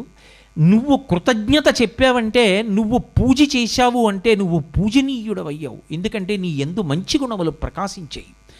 కాబట్టి పూజ మొట్టమొదట ఆంతర సంస్కారాన్ని పెంచుతుంది. 2, భగవంతుడికి నివేదన చేశావు. భగవంతుడికి నివేదన చెయ్యడం అనేటటువంటిది ఒకసారి ప్రారంభమైన తరువాత అది ప్రసాదము. ప్రసాదం అనేటటువంటిది తనొక్కడూ తినడానికి కాదు, 10 మందితో పంచుకు తినడానికి. ఒక చక్ర పొంగలి వండుకున్నావు, నివేదన చేశావు, రహస్యంగా నీ భార్యతో వంటింట్లో తినడానికి కాదు. ప్రసాదం అంటే పంచిపెట్టి తినాలి. 10 మందికి పంచి నువ్వు తినడం అలవాటవుతుంది. కాబట్టి తర్వాత నీ ఒక్కడి కొరకు కాదు, నువ్వు ఉంటున్నటువంటి ఊరి కొరకు కాదు, అందరూ బాగుండాలి. అందుకే పూజ దగ్గర మొదలుపెట్టి యజ్ఞం దగ్గరికి పూర్తి చేస్తారు. 108 నామాలతో పూజ చేస్తారు. ఏమి 108 నామాలతోటే ఎందుకు చెయ్యాలి? ఎక్కడికెళ్ళినా ఏ దేవత మీదైనా అష్టోత్తర శతనామావళే. అంటే ఏ ప్రాణి పుట్టనివ్వండి నక్షత్ర పాదంలో పుడుతుంది. అది ప్రధానంగా తీసుకుంటారు జననమునకు. ఉన్నవి 27 నక్షత్రాలు, ఒక్కొక్క నక్షత్రానికి 4 పాదాలు, 27 × 4 108 పాదాలు. అంటే ఈ సమస్త జగత్తు 108 పాదాలలో వచ్చింది. నేను ఒక్కడిని కాదు, అన్ని ప్రాణులు సంతోషంగా ఉండాలి. శం ద్విపదే శం చతుష్పదే. ఇప్పుడు విశాల హృదయాన్ని సంతరించుకుంటున్నాడు. అసూయతో కక్షతో ఎవరు బాధపడతారా ఆనందిద్దామని బ్రతకకూడదు. అందరూ బాగుండాలనేటటువంటి విశాల హృదయం కలగాలి. 108 నామాలతో పూజ చేయించి చిట్ట చివర యజ్ఞానికి సాయపడతాడు. ప్రతి సంవత్సరం ఎక్కడో అక్కడ తనకి శక్తి ఉన్నదా యజ్ఞం చేస్తాడు, లేదా యజ్ఞం జరిగే చోట తాను సహాయం చేస్తాడు. ఎందుకని? మఖము చెయ్య వజ్రిమతి సంతసించును, వజ్రి సంతసింప వానకొరియు, వానకొరిసి గసవు వసుమతిపై పెరగు, గసువు మేసి ధేను గణము బ్రతుకు అంటారు భాగవతంలో. మనం యజ్ఞం చేస్తే వర్షం పడుతుంది, వర్షం పడితే పాడి పంట, పాడి పంట వస్తే మళ్ళీ యజ్ఞం, మళ్ళీ యజ్ఞం చేస్తే మళ్ళీ దేవతలకు అన్నం, మళ్ళీ దేవతల వర్షం కురిపిస్తే మళ్ళీ పాడి పంట. అదొక ధర్మచక్రం. అదే భగవద్గీతలో గీతాచార్యుడు అన్నాద్భవంతి భూతాని పర్జన్యాత్ అన్నసంభవ. మనకి అన్నం వలన సమస్త భూతములు పుడుతున్నాయి. అందుకే అన్నము పరబ్రహ్మస్వరూపం అంటారు. అన్నం అన్న మాటకు అర్థం ఏమిటంటే మనము తినునది మనలను తినునది అని 2 అర్థాలు. అన్నం మనం తింటాం కొంతకాలం, కొంతకాలం అయిపోయిన తర్వాత అన్నం మనని తినేస్తుంది. అయ్యయ్యో మీరు ఇవి తిన్నారా, దీనివలన ఈ వ్యాధి వచ్చిందంటారు. ఔషధము పచ్చము 2 పక్క పక్కనే నడుస్తాయి. ఈ మందు వేసుకోండి కానీ ఇది తినకండి అంటాడు వైద్యుడు. అదే తినాలనిపిస్తుంది. నిషిద్ధ కర్మయందు అనురక్తి, అది తింటాడు, అదే ప్రాణం పోగొడుతుంది. తిన్న అన్నంలోంచే కొవ్వు వచ్చి గుండె కవాటానికి అడ్డుపడింది, ప్రాణం పోయింది. అన్నము తింటాడు, పెరుగుతాడు, దీనికి అన్నవికారమని పేరు. కొన్నాళ్ళకి అన్నము తనని తినేస్తుంది. అందుకే అన్నము సృష్టించడానికి కారణమైంది. పురుషుడు తిన్న అన్నంలో శ్రేష్టమైనటువంటి భాగం ఆయన యొక్క వీర్యంగా మారుతుంది, స్త్రీయందు రేతస్సుగా మారుతుంది. శుక్రశోణితములు కలిస్తే సమస్త సృష్టి వస్తోంది. మళ్ళీ తల్లి అన్నం తింటే పాలు వచ్చాయి, పాలు తాగి బిడ్డడు బతికాడు, తర్వాత అన్నం తిని బతికాడు, తర్వాత అన్నం వలన పడిపోయాడు. కాబట్టి అన్నమే సృష్టికర్త, అన్నమే స్థితికర్త, అన్నమే ప్రళయకర్త. ఎవ్వడు సృజించు ప్రాణుల ఎవ్వడు రక్షించు త్రుంచు ఎవ్వడు అనంతుండెవ్వడు విభుడెవ్వడు వాడివ్విధమున మనుచు వినుచు హేలారతుడయ్యి అంటారు పోతన గారు. ఏ ఒక్కడు సృష్టి చేస్తున్నాడో, స్థితి చేస్తున్నాడో, ప్రళయం చేస్తున్నాడో వాడు పరంబ్రహ్మ. అలాగే ఆ ఒక్క అన్నము సృష్టికి కారణము. అన్నాద్భవంతి భూతాని, ఆ అన్నము వలన సమస్త భూతములు పుడుతున్నాయి. ఆ అన్నము పర్జన్యాత్ అన్న సంభవ. అన్నము దేని వలన పుడుతోంది అంటే వర్షము వలన పుడుతోంది. ఆ వర్షము దేని వలన కలుగుతుంది అంటే యజ్ఞాద్భవతి పర్జన్య. యజ్ఞం చేయడం వలన దేవతలు సంతోషించి వర్షం కురిపిస్తారు. ఆ యజ్ఞం కర్మ వలన సంభవిస్తుంది. అంటే మనం ప్రయత్నపూర్వకంగా భక్తితో ఆ హవిస్సునిస్తే, దేవతలకి స్వాహాకారంతో హవిస్సునిస్తే దేవతలు సంతోషిస్తారు. స్వధామంత్రాలతో ఇస్తే పితృదేవతలు సంతోషిస్తారు. హవ్యం వహతి దేవానాం కవ్యం కవ్యాసినామపి పాకంచ కురుతే వహ్ని శంకరశ్చైవ శాసనాత్తని వ్యాసుడు లింగపురాణంలో. ఆ అగ్నిముఖంగా హవిస్సులు ఇస్తే దేవతలు సంతోషించి వర్షం కురిపిస్తే సమస్త సమాజము సంతోషిస్తోంది. నేనే కాదు, ఆవులు, గేదెలు, దూడలు, పక్షులు అన్నీ సంతోషపడుతున్నాయి. సమస్త సమాజ హితము కొరకు నేను యజ్ఞం చేస్తాను. నేను కృతజ్ఞతాభావంతో బ్రతకడం నేర్చుకోవడానికి మొదట ఈశ్వరుడికి కృతజ్ఞతతో పూజతో మొదలు పెడతాను. పంచుకు తినడం నేర్చుకోవడానికి నైవేద్యం పెట్టి ప్రసాదాన్ని పంపిణీ చేస్తాను. ఇప్పుడు నాకు చెప్పండి, ఇవి బాహ్యమునందు మౌఢ్యమా, ఆంతర సంస్కారము పెరగడానికి ఆలంబనమా? అందుకే అది మహాయజ్ఞము అని పిలిచింది శాస్త్రం. నేను విహంగ వీక్షణం మాత్రమే చేస్తున్నాను, మళ్ళీ మళ్ళీ చెప్తున్నాను. దేవయజ్ఞం అంటే దేవతలని ఉద్దేశించి నువ్వు చేసేది ఏదో మౌఢ్యంతో, ఆయనకి నేను తులసి దళాలు వేస్తున్నాను, ఆయనకి నేను మారేడు దళాలు వేస్తున్నాను, అందుకోసం కాదు. గభీరే కాసారే విశతి విజనే ఘోర విపినే విశాలే శైలే చ భ్రమతి కుసుమర్ధంజనమతి సమర్ప్యే చేతస్సరసిజముమానాధభవతే సుఖేనావస్థాతుం జనయిహ నజానాతి కిమహో. ఎవడు తెమ్మన్నాడు రా పదార్థాలన్నీ? నీకు తత్వం తెలియనప్పుడు, నీ మనసు అక్కడ లేనప్పుడు అవన్నీ తెచ్చి ఆయన మీద వేసేస్తే ఆయన సంతోషపడిపోతాడు అనుకోవడానికి ఆయన సృష్టిలో లేనివి కొత్తగా నువ్వేమైనా సృష్టించి తెచ్చావా? కాదు. ఆ భావన నీ ఎందున్ననాడు సకృన్నత్వానత్వా కథమ అంటారు శంకర భగవత్పాదులు. ఒక్క నమస్కారం చాలు. వెంకటేశ్వరుడు కలియుగంలో ప్రతిజ్ఞ చేశాడు, ఏకేన తులసి మాత్రదలేనాపి నరోత్తమ పూజయేద్భక్తిభావైన తం రక్షామితి మత్పణః. కోట్లకి కోట్లు తెచ్చి హుండీలో వేయమని నేను అడగట్లేదు, ఆయన చెప్పిన మాట. ఏకేన తులసి మాత్రదలేనాపి నరోత్తమ, నేను నీకేవిచ్చానో ఎలా వాడుకోమని చెప్పానో గుర్తు పెట్టుకు వాడుకుని నేనిచ్చానన్న కృతజ్ఞతాభావంతో ఒక్క తులసి దళం నా పాదాల మీద వేయి చాలు, నేను సంతోషిస్తా. నే చెప్పినట్టు బ్రతకకుండా తీసుకొచ్చి కోట్లకి కోట్లు హుండీలో వేసి నీ ఇష్టం వచ్చినట్టు బ్రతికి నాకు ఇవి తెస్తే చీకాకు పడతా. నిస్పృహుండనగుచు అజ్ఞులైన జనులకిప్పింతు నచలమతిని అన్నారు తెరగొండ వెంగమాంబ గారి వెంకటాచల మహాత్యంలో. ఒక పైసా నీ ముట్టుకోను. అవన్నీ పాపం ప్రజలు ఉంటారు, అవసరమైన వాళ్ళు, కళ్యాణ మంటపాలు, అన్నదానాలు, వాటన్నిటికీ పంపించేస్తాను. నేను తీసుకుంటా డబ్బు. ఎవరికి తీసుకుంటానో తెలుసా? ఇలను పుణ్యాత్ములైన వారిచ్చినట్టి.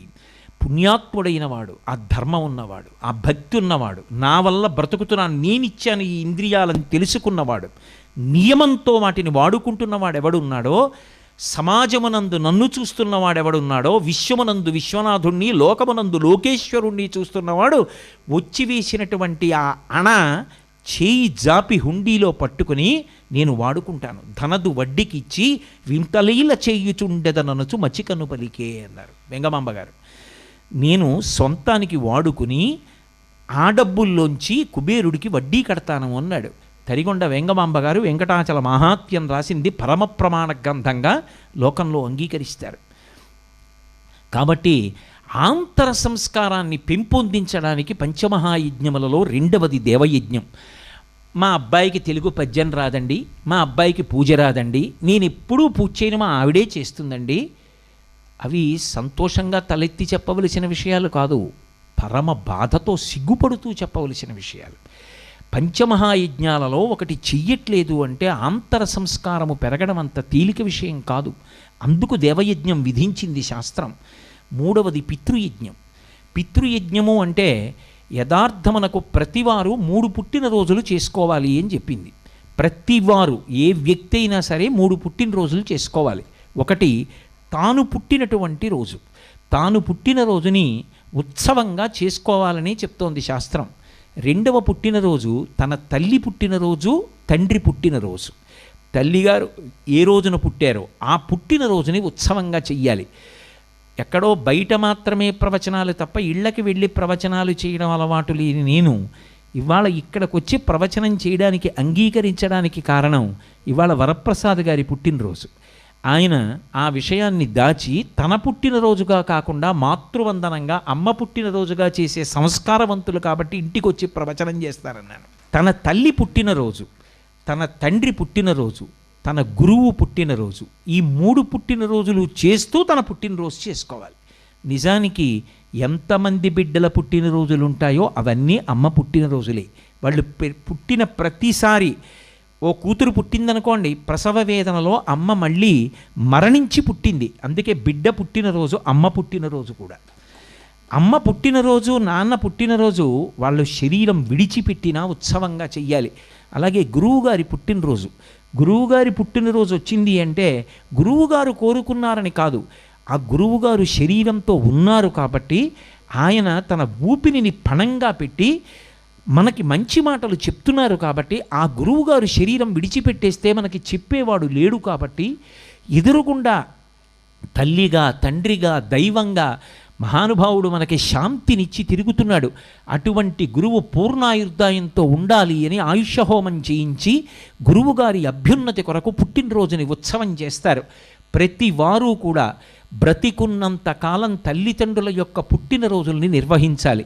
తల్లి శరీరం కానీ తండ్రి శరీరం కానీ పడిపోతే జ్ఞాపకం పెట్టుకుని ఆ తిథి నాడు చేయవలసినటువంటి కార్యక్రమాన్ని తప్పకుండా చెయ్యాలి. అసలు వాళ్ళు లేని నాడు తనకి శరీరం లేదు. అందుకే పరమ కృతజ్ఞతా పురస్సరంగా ఆ వాళ్ళు శరీరం విడిచిపెట్టినటువంటి తిథిని జ్ఞాపకం పెట్టుకుని చెయ్యవలసినటువంటి కార్యాన్ని చేసి పితృదేవతల యొక్క అనుగ్రహాన్ని పొందాలి. తల్లిని తండ్రిని గౌరవించడం అనేటటువంటి మాటకి పర్యాయపదం ఈ దేశం. రామాయణం చదవండి, భారతం చదవండి, భాగవతం చదవండి, తల్లి పేరెత్తిన తండ్రి పేరెత్తిన అంత గౌరవించారు. మాతృదేవోభవ, పితృదేవోభవ అంటే దాని అర్థం అమ్మ భగవంతుడు కాదు, భగవంతుడే అమ్మ. ఇంకా నువ్వు భగవంతుడిని ఎక్కడో చూడక్కర్లేదు, అమ్మయే భగవానుడు, నాన్నగారే భగవానుడు.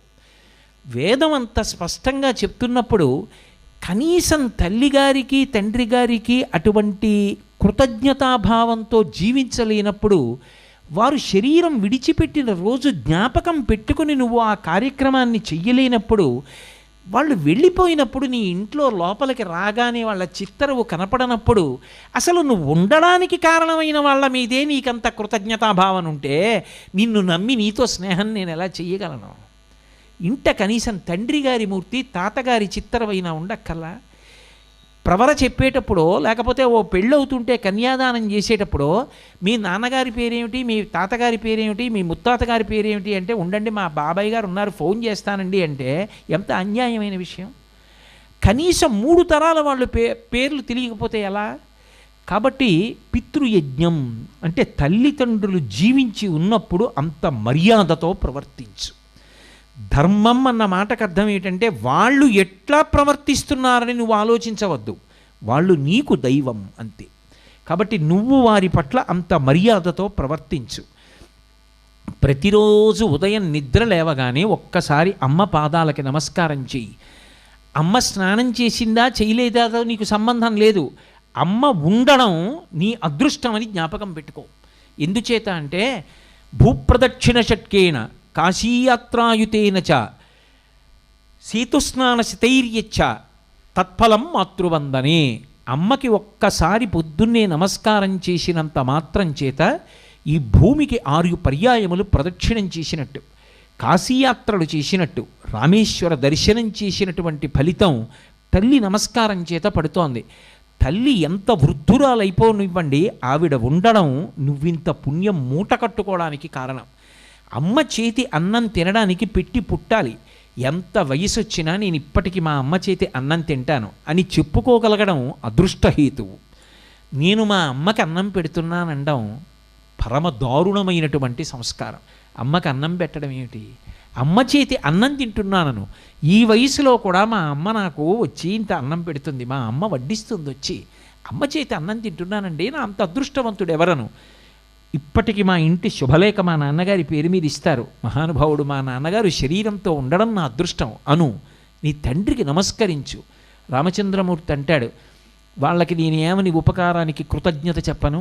నన్ను కన్నందుక, నేను మలమూత్రములు విసర్జిస్తే కడిగి తుడిచినందుక, నన్ను ఎత్తుకుని లాలించినందుక, నా విద్యాబుద్ధుల కొరకు వాళ్ళంత పరిశ్రమ చేసినందుక, నాకు ఆరోగ్యం బాగులేకపోతే వారు ఉపవసించినందుక నేను ఏమిచ్చి వారి రుణం తీర్చుకోగలను?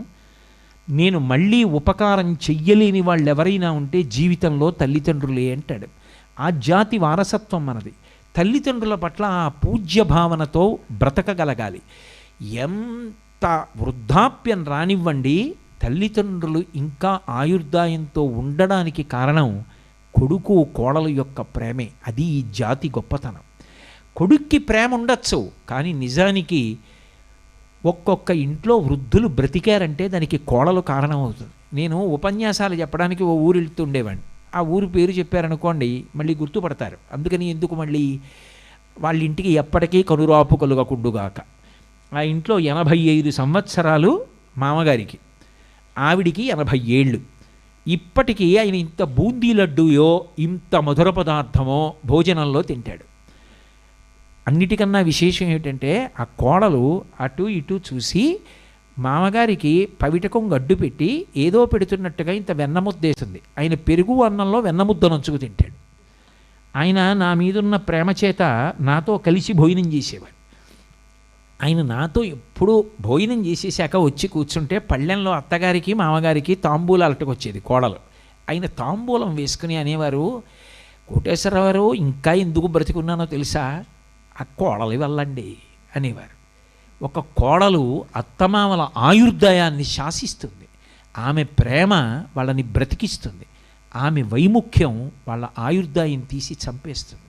వాళ్ళ మనశ్శాంతి నశించిపోతుంది. భారతదేశంలో కుటుంబ అనుబంధాలంత గొప్పవి. నీ తల్లిదండ్రుల పట్ల గౌరవాన్ని ముందు నేర్చుకో. అది నీకు చేత కానప్పుడు, ఇంటి పెద్దరికాన్ని నిలబెట్టలేనప్పుడు నువ్వు ఏ పెద్దరికాన్ని సమాజంలో నిలబెట్టగలవు? నాన్నగారు ఎక్కడో కూర్చుని కొడుకు వృద్ధిలోకి వచ్చాడు కదా అని సంతోషంతో శ్రీరామనవమికి 1000 రూపాయలు మా అబ్బాయి ఇంత వృద్ధిలోకి వచ్చాడు, ఇంత సంపాదిస్తున్నాడని ఘనంగా 10 మందిలో 1000 రూపాయలు రాసి వెళ్ళి మా అబ్బాయి దగ్గర తీసుకో అంటే, ఉన్నా లేకపోయినా ఆ నెలలో ఆదాయ పన్ను ఎక్కువ కట్టేసిన నాన్నగారు అంత సంతోషంతో రాశారంటే ఇచ్చేసి, నాన్నగారండి ఈ నెలలో ఇంకేం రాయకండి, ఇంటికి వచ్చాక చెప్పాలి తప్ప ఆయనకి ఏం పోయింది, ఆయనకు వచ్చే పెన్షన్ 300, ఆయన 1000 రూపాయలు రాస్తే నువ్వు ఎలా రాయించుకున్నావా, వెళ్ళి తీసుకో మా నాన్నగారి దగ్గరే అని అనకు. తండ్రి గౌరవాన్ని నిలబెట్టు. అందుకే శ్రీ మహావిష్ణువంతటి వాడు బ్రహ్మగారిచ్చినటువంటి వరాలు నిజం చేస్తాడు. ఎందుకో తెలుసా? సృష్టికర్త, లోకములకు తండ్రి, ఆయన పదవికి అమర్యాద కలగకూడదు. ఆ గౌరవం ఇవ్వడం చేత కానప్పుడు నువ్వు ఎంత చదువుకుంటే ఎవరికి కావాలి, ఎంత వృద్ధిలోకి వస్తే ఎవరికి కావాలి? మిమ్మల్ని ఉద్దేశించి కాదు, నన్ను నేను ఉద్దేశించి చెప్పుకుంటున్నది. కాబట్టి పితృయజ్ఞం, శాస్త్రం దాన్ని పంచమహాయజ్ఞములలో 3వ యజ్ఞంగా చెప్పింది. ఇది సంస్కార హేతు. ఇది ఉంటే ఇంట్లో పరదేవత సంతోషిస్తుంది, భగవంతుడు సంతోషిస్తాడు. ఇది లేకుండా ఇంకా మిగిలినవన్నీ చెయ్యి, భగవంతుని యొక్క ప్రీతికి అవి పాత్రములు కావు. ఇది జరుగుతోంది ఒక ఇంట్లో, ఆ ఇల్లు చూసి అమ్మవారు పొంగిపోతుంది. కాబట్టి పితృయజ్ఞం. 4వది మనుష్యయజ్ఞం. మనుష్యయజ్ఞం అంటే ప్రతి ఇంటికి కూడా అతిథి రావాలి. అసలు అతిథి రానటువంటి ఇల్లు ఇల్లే కాదు అన్నారు. ఏ ఇంటిని ఇల్లు అని పిలుస్తారంటే, గడప దాటి భగవంతుణ్ణి నమ్ముకున్నవాడు ఒక అతిథి ఇంట్లోకి రావాలి, వచ్చి కూర్చుని ఇన్ని మంచినీళ్ళు, 2 పళ్ళో భోజనమో పలహారమో చేసి వెళ్ళాలి. గృహదేవతలు చూస్తూ ఉంటారట, ఎప్పుడైనా గడప దాటి ఈ ఇంటికో అతిథి వచ్చి త్రేణుస్తాడా అని చూస్తారట. ఇంటికి అభ్యున్నతి ఇవ్వాలి అంటే దేన్ని ఆధారం చేసుకుని ఇస్తారంటే, ఆ ఇంట తిన్నవాడెవరు అన్నది చూస్తారు. ఒకడైనా తిన్నవాడు ఉన్నాడా? అందుకే చూడండి, ఒక్కొక్క ఇల్లు వృద్ధిలోకి వస్తే ఓ మాట అంటారు, ఎవరు కాళ్ళు కడిగారు ఆ ఇంట్లో అంటారు. ఒక్కొక్క మహానుభావుడు ఇంట్లోకి వచ్చి ఏదో తిని అన్నం తిన్నాడు అనుకోండి, కాళ్ళు కడుక్కోవాలి. ఆయన కాళ్ళు కడుక్కుని వెళ్ళిపోయాడు అనుకోండి, అంతటి నా భక్తుడు, ఏమీ కోరుకోనివాడు, నిస్వార్థపరుడు, ఎప్పుడూ నా యందు రమిస్తూ ఉంటాడు, ఇవాళ వాడిని తీసుకొచ్చి నువ్వు అన్నం పెట్టావురా, భగవంతుడు పొంగిపోతాట. అందుకే అసలు ఊరకరారు మహాత్ములు వారథముల ఇండ్ల కడకు వచ్చుటలెల్లంకారణము మంగళములకు, మీరొచ్చుట శుభము మాకు నిజము మహాత్మా అంటారు. అతిథి అభ్యాగతి అని 2 ఉంటారు. అయ్యా మీరు మా ఇంటికి రండి అని మనం ఆహ్వానం చేస్తే వచ్చినవాడు అతిథి. అతిథులు ఇంటికి రావాలి, అతిథులు అన్నం తినాలి, అతిథులు పళ్ళు తినాలి, అతిథులు మంచినీళ్లు తాగాలి, గడప దాటి వచ్చి కూర్చోవాలి. అందుకే పూర్వం అరుగులు కట్టేవారు. మేము ఒకప్పుడు కాకినాడ నుంచి ఏదో తోచనమ్మ తోడికోడలు పుట్టింటికి వెళ్ళిందని అప్పుడప్పుడు మేము పాదయాత్రలు వెళ్తుంటాం, ఏదో సంతోషానికి. అందరం కలిసి ఓసారి దక్షారామం పాదయాత్ర పెడుతున్నాం. తెల్లవారుజామున బయలుదేరాం. పొద్దున్న 6:30 ప్రాంతం అయ్యేటప్పటికి ఓ పల్లెటూరు దాటుతున్నాం. పెద్ద పెద్ద అరుగులు ఉన్నాయి 2.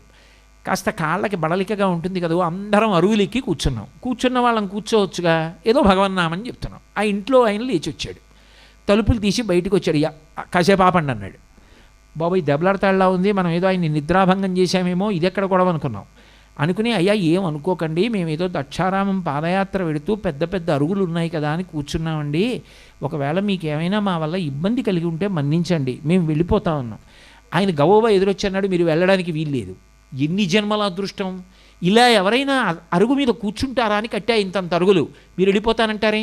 మీరు కాఫీ ఎవరు తాగుతారు, టీ ఎవరు తాగుతారు, మజ్జిగ ఎవరు తాగుతారు, పాలు ఎవరు తాగుతారు చెప్పండి, మీ అందరూ తాగి వెళ్ళవలసిందే, వెళ్ళడానికి వీల్లేదన్నాడు.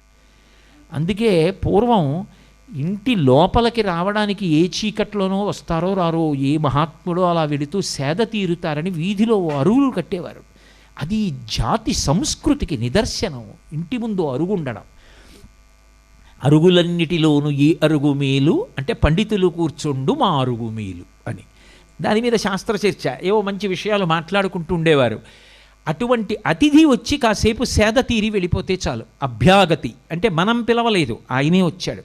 అభ్యాగతి స్వయం విష్ణుహో, ఇంటి తలుపు తీసి లోపలికి పిలిచి మాట్లాడమని చెప్పింది శాస్త్రం. ఏమో ఏ రూపంలో వస్తాడో. అతిథి కిల పూజార్హ ప్రకృతోపి విజానత. అతిథి విషయంలో ఒక విశేషం ఉంది. మనం పిలిస్తే సాధారణంగా ఎవరో ఒక విభూతి ఉన్నవాడిని అయ్యా మా ఇంటికి రండి అని పిలుస్తాం. కాదుట, ఆయన ఎంత తక్కువవాడు కానివ్వండి, తక్కువవాడంటే నా ఉద్దేశంలో ఏదో పెద్ద విద్వాంసుడు కాదు, పెద్ద ధనవంతుడు కాడు, పెద్ద అధికారి కాదు, పెద్ద విశేష విభూతి ఉన్నవాడు కాడు, అయినా ఆయన గడప దాటి లోపలికొచ్చాడంటే భగవంతుడే లోపలికొచ్చాడని గుర్తు. అందుకే గృహస్థాశ్రమంలో ప్రవేశించే ముందు స్నాతక వ్రతంలో గురువు కూర్చుని చెప్తాడు, మాతృదేవోభవ, పితృదేవోభవ, ఆచార్యదేవోభవ, అతిథిదేవోభవ. ఈ విషయంలో పొరపాటు పడకుసుమా. అతిథిని ఆదరించడం నేర్చుకోసుమా. అతిథి లేకుండా భోజనం చెయ్యవద్దు సుమా. ఎవరినైనా అతిథిగా నేను పిలిచాననుకోండి, భగవానుడు అతిథి రూపంలో ఇంటికి వస్తాడు. అతిథి వచ్చాడు అంటే మర్యాదకి ఏం చెప్పింది శాస్త్రం అంటే, అతిథి తినకుండా నువ్వు తినవద్దు, అతిథితో కలిసి భోజనం చెయ్యవద్దు. అతిథి ఇంటికి వచ్చాడు, ఆయన శ్రీమన్నారాయణ స్వరూపుడు, ఆయన తింటున్నాడు, నువ్వు తింటున్నావు, ఇంకేమిటి కాదు. ఆయనకి పెట్టు ముందు. ఆయన తిని చేతులు కడుక్కొని ప్రశాంతపడి ఒక 5 నిమిషాలు కూర్చుని ఆయన వెళ్ళిపోయారు.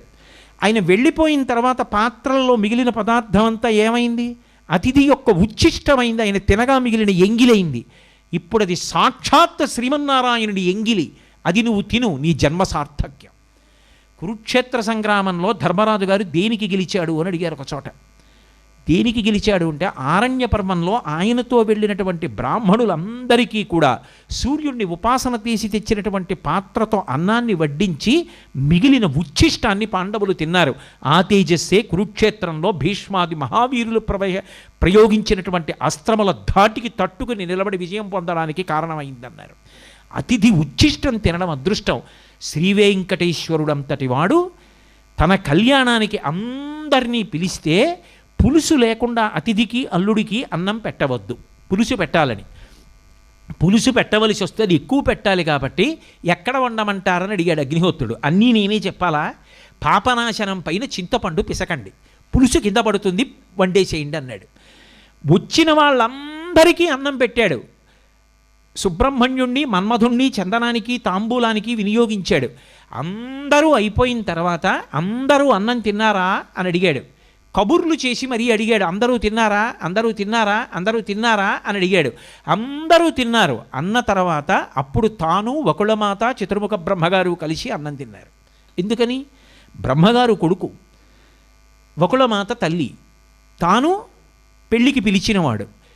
అతిథులకు అన్నం పెట్టి మిగిలిన శేషాన్ని వెంకటేశ్వరుడు తిన్నాడు. కలియుగ మర్యాద నేర్పడానికి. అతిథిని పిలిస్తే మర్యాద చేయడం నేర్చుకో. అతిథితో కలిసి అన్నం తినేకు. అతిథి కన్నా ముందు తినచ్చు కొంతమంది. శాస్త్రం ఎప్పుడూ కఠినంగా మాట్లాడదు. ఇంట్లో గర్భిణి ఉంది, అతిథి రాకముందు అన్నం పెట్టి అతిథికి పెట్టు, తప్పులేదు. చాలా వృద్ధురాలుంది, అతిథి రావాలని ఆపకు, అన్నం పెట్టేసి శేషం అతిథికి పెట్టు, దోషం లేదు. రోగగ్రస్తులైన వాళ్ళు ఉన్నారు, వాళ్ళకి అన్నం పెట్టు, తప్పులేదు. నీకు ఓపిక ఉంది, నువ్వు వాళ్ళకి అన్నం పెట్టి వాళ్ళు సేద తీరి సంతోషించి ఒక్క 5 నిమిషాలు కూర్చుని వాళ్ళు బయలుదేరి వెళ్ళిపోయిన తర్వాత అప్పుడు నారాయణ నువ్వు ఈ రూపంలో వచ్చి తిన్నావయ్యా, ఇవాళ నువ్వు తినగా మిగిలిన ఉచ్ఛిష్టం నేను తింటున్నాను, నా జన్మకి ఇంతకన్నా ఏం కావాలి అనుకుని తిను, నీ జన్మ సార్థక్యం. అతిథి నారాయణుడే, అతిథి దేవోభవ వేదం చెప్తోంది. వేదం కన్నా ప్రమాణం ఏమిటి? అందుకు ముందు బ్రహ్మయజ్ఞం వచ్చింది. ఆ బ్రహ్మయజ్ఞం తెలిస్తే కదా ఇంటికి వచ్చిన అతిథిని గౌరవించడం. అసలు బ్రహ్మయజ్ఞంలో నీకు ప్రమాణవాక్కు తెలియదు, ఇంటికి వచ్చిన అతిథితో కలిసి నువ్వు తింటావు. ఇంకా అతిథి గౌరవం ఏమిటి? ఇంకా ఎందుకు వచ్చినట్టు అతిథి? అతిథితో కలిసి యజమానిని తినమని చెప్పలేదు శాస్త్రం. ఎప్పుడు తినచ్చు అంటే ముందు తినేయచ్చు. ఆయన రోగగ్రస్తుడో వ్యాధిగ్రస్తుడో పరమవృద్ధుడో అయిపోతే తినచ్చు. కాబట్టి మళ్ళీ అంటున్నాను, నేను విహంగ వీక్షణ ప్రసంగమే చేస్తున్నా. ఎందుకంటే నిజానికి పంచమహాయజ్ఞముల గురించి చెప్పినప్పుడు ఒక్కొక్క మహాయజ్ఞాన్ని కనీసం ఒకరోజు మాట్లాడవలసి ఉంటుంది, అందులో ఉండేటటువంటి విశేషాల గురించి. కాబట్టి అతిథి యజ్ఞం చెయ్యి, అతిథి లేకుండా అన్నం తినకు. అతిథికి ఉన్న గొప్పతనం ఏమిటో తెలుసా? అతిథి విషయంలో ఉండి పెట్టిన వాడికి లేక పెట్టిన వాడికి కూడా ఒకే ఫలితం రాదు. మీరు ఇది గుర్తుపెట్టుకోవాలి. వచ్చిన వాడి యొక్క విశేషాన్ని బట్టి కూడా పుణ్యం మారిపోతుంది. ఒకప్పుడు ఒక పేద బ్రాహ్మణి ఇంటికి శంకర భగవత్పాదులు బ్రహ్మచారిగా ఉండి వెళ్ళి భిక్షాటన చేశారు. ఆమె దగ్గర ఏం లేదు, ఒక్క ఉసిరికే ఇచ్చింది. కానీ ఆ పుణ్యానికి కనకధార కురిపించింది లక్ష్మీదేవి. తనకి లేకపోయినా పెట్టినవాడు ఉన్నాడే, వాడికి 33 కోట్ల మంది దేవతలు ప్రత్యక్షం అవుతారు. అది భాగవతంలో రంతిదేవోపాఖ్యానం. తనకి లేదు, అప్పటికి 40 రోజులు దాటిపోయింది. చక్రవర్తే పాయసాన్నం ఇలా తినబోతున్నాడు, ఎవరో తెచ్చింది. దేవతలు పరీక్షించడానికి వచ్చారు, పెట్టేశాడు. మంచినీళ్లు తాగబోతున్నాడు, ఆఖరణ ఎవరో వచ్చారు, ఇచ్చేస్తూ ఒక మాట అన్నాడు, ఉన్నది ఈ మంచినీళ్ళు, అవి కూడా ఇచ్చేస్తున్నాను తీసుకో అనలేదు. ఇచ్చింది చెప్పలేదు, తను ఇవ్వలేకపోయింది చెప్పి బాధపడ్డాడు. హిర్యాదేయం శ్రియాదేయం భ్రియాదేయం సంవిధాదేయం ఎన్ని చెప్తుందో సిగ్గుపడుతూ ఇంతకన్నా ఇవ్వలేకపోయానని, ఇంత ఇస్తున్నానని గర్వపడుతూ గుండెల మీద చేతులు వేసుకొని ఇవ్వకు. వచ్చినవాడు నారాయణుడని నిన్ను ధరించడానికి నీకిచ్చినవాడు వాడి రూపంలో వచ్చి పుచ్చుకొని నీకు పుణ్యంగా మారుస్తున్నాడు.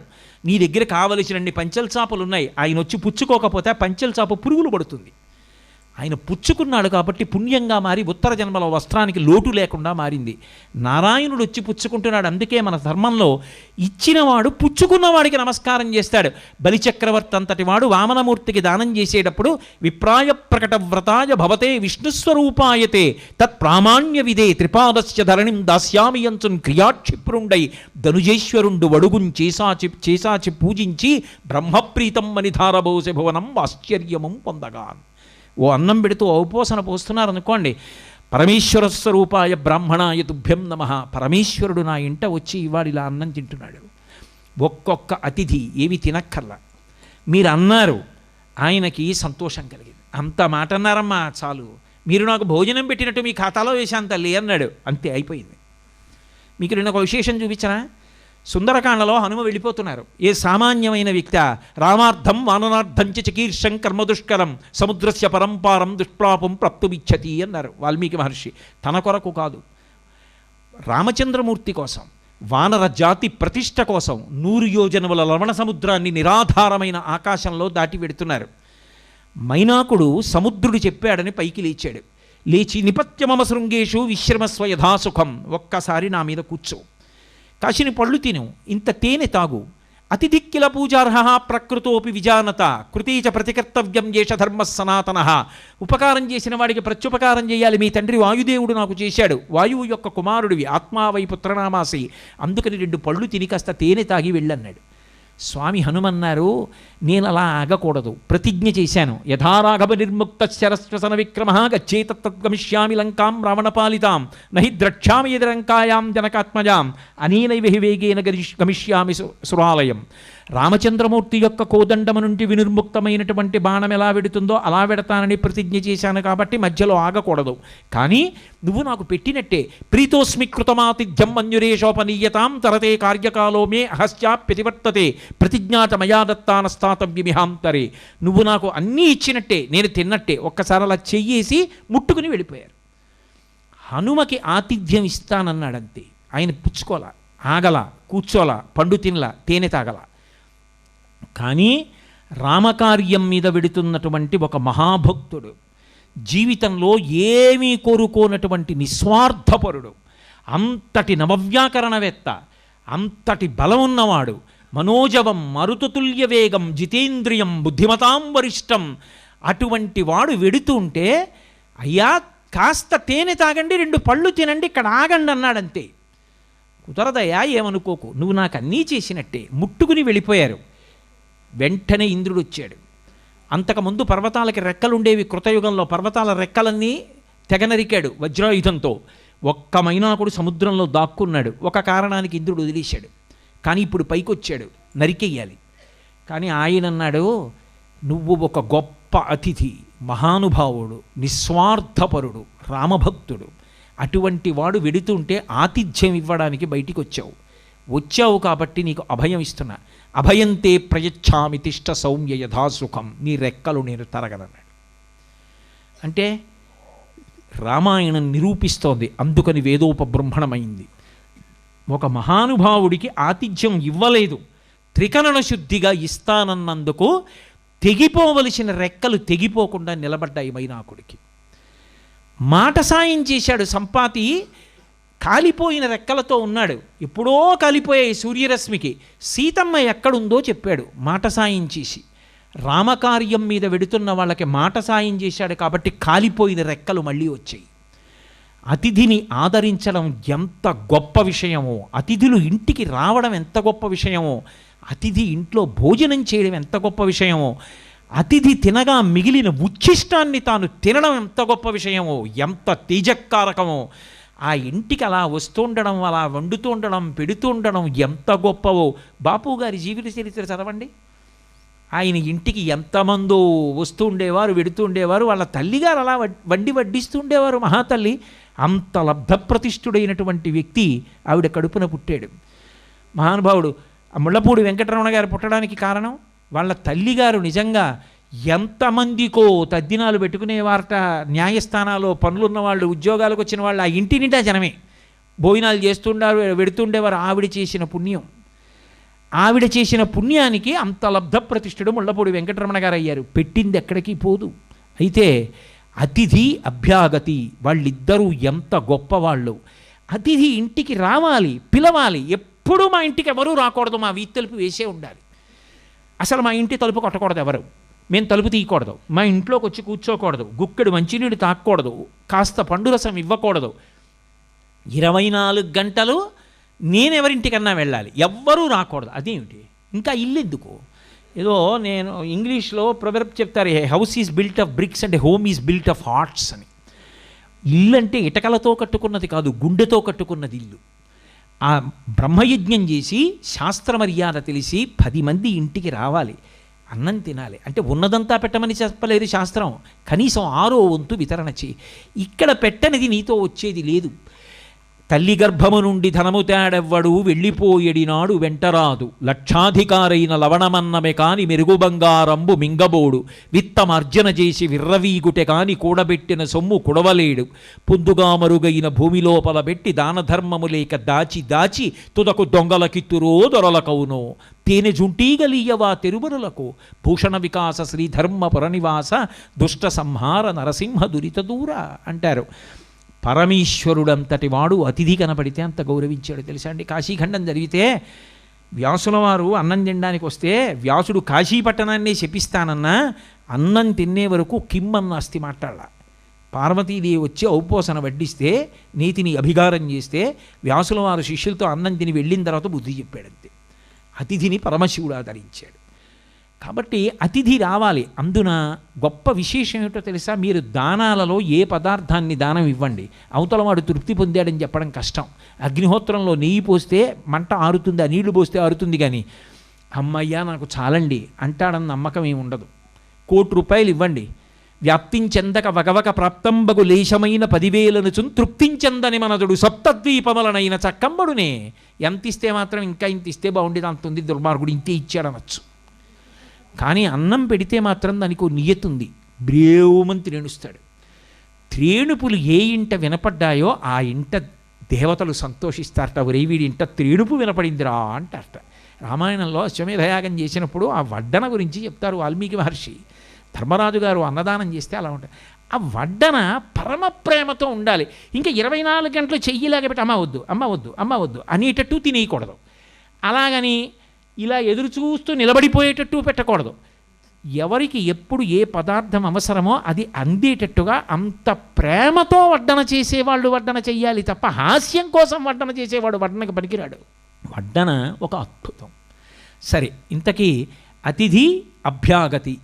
అన్నం పెట్టినప్పుడు ఏమవుతుందంటే ఆయన తృప్తి పొందాడు అని ఆయన కాదు, ఆయనలోంచి దేవతలు వాయు రూపంలో పలుకుతారు, బ్రేవ్ అని త్రేణుస్తాడు. ఆ త్రేణుపు వినపడింది, పొంగిపోతారట దేవతలు. ఒరి, ఒకడికి కడుపు నిండా అన్నం పెట్టాడు రా, అన్నం వల్ల ప్రాణం నిలబడింది, ఒకడి ప్రాణాన్ని కాపాడాడు, అభ్యున్నతిని ఇస్తారు. అందుకే మనుష్య యజ్ఞం, చిట్ట చివరిది భూతయజ్ఞం.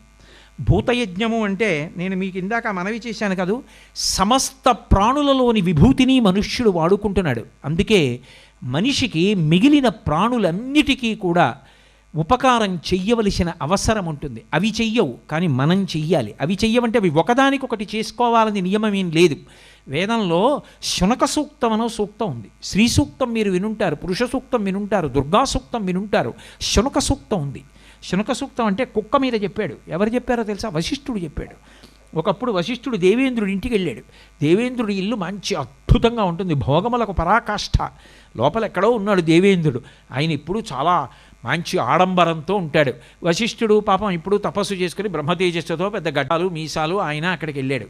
దేవశుని అని మామూలు ఊరకొక్కకి ఐశ్వర్యవంతుడి ఇంట్లో కుక్కకి తేడా ఉండదండి. దాన్ని పొట్ట నిండా తాళ్ళేసి 4 తాళ్ళు కలిపి పట్టుకుని ఓ పెద్ద కొరడా ఒకటి పట్టుకుని దాన్ని తిప్పుతుంటే అది లాగి బారేస్తుంటుంది పట్టుకున్నవాడిని కూడా. అటువంటి దేవశుని ఒక గొప్ప కుక్క ఉంది. అది వశిష్ఠుడిని చూసి మురిగింది.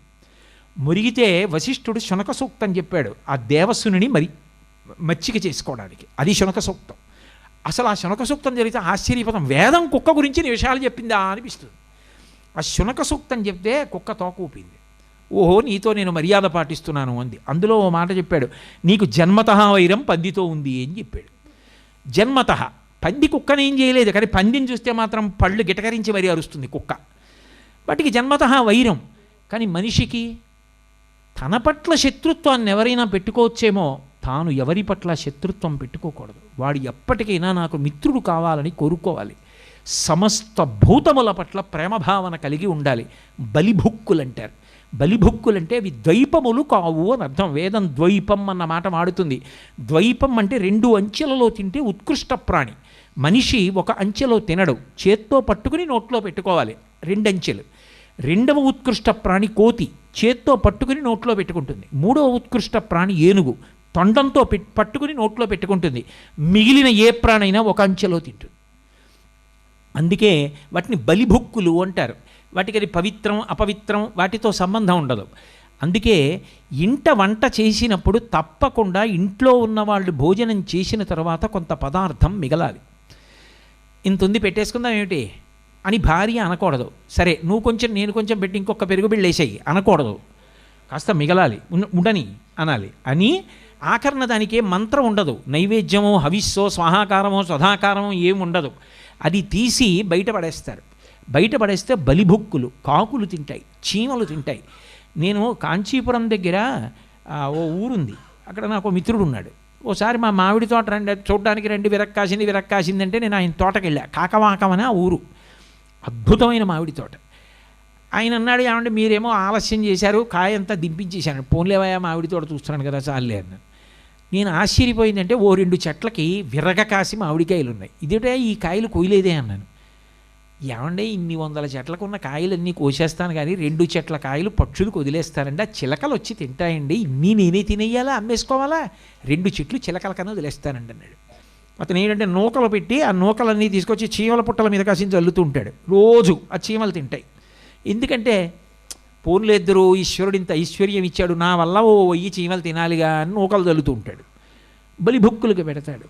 మనకి చిన్నతనంలో ఏ పేలాలో ఇచ్చి పక్షులకి వేరా కోడికి వేరా అని అమ్మ చేత నేర్పిస్తారు. ఎందుకని అంటే 10 ప్రాణులకు పెట్టడం అలవాటు అవుతుంది. ఇంట్లో అన్నపు గిన్నెలో ఇంత అన్నం మిగిలి బలిభుక్కులకు వేస్తున్నాడు అనుకోండి, సర్వభూతముల యొక్క హితాన్ని కాంక్షిస్తున్నాడు. అందుకే భాగవతం 10వ స్కందంలో మాలాకారుడు కృష్ణ భగవానుడిని వరం అడిగితే, నీపాద కమల సేవయు నీపాదార్చకులతోడి నెయ్యము నితాంతాపార భూతదయయు తాపసమందార నాకు దయసేయగదే అంటాడు.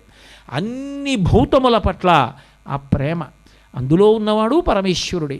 మనం ఇవ్వగలిగినంత కడకి అన్నపు గిన్నెలో మిగిలిపోయిన ఇన్ని మెతుకులైన బలిభుక్కులకు వెయ్యాలి. అంతేకాని ఎప్పుడు ఏది స్ప్రే చేసి ఎన్నింటిని చంపేద్దామని చూడకూడదు.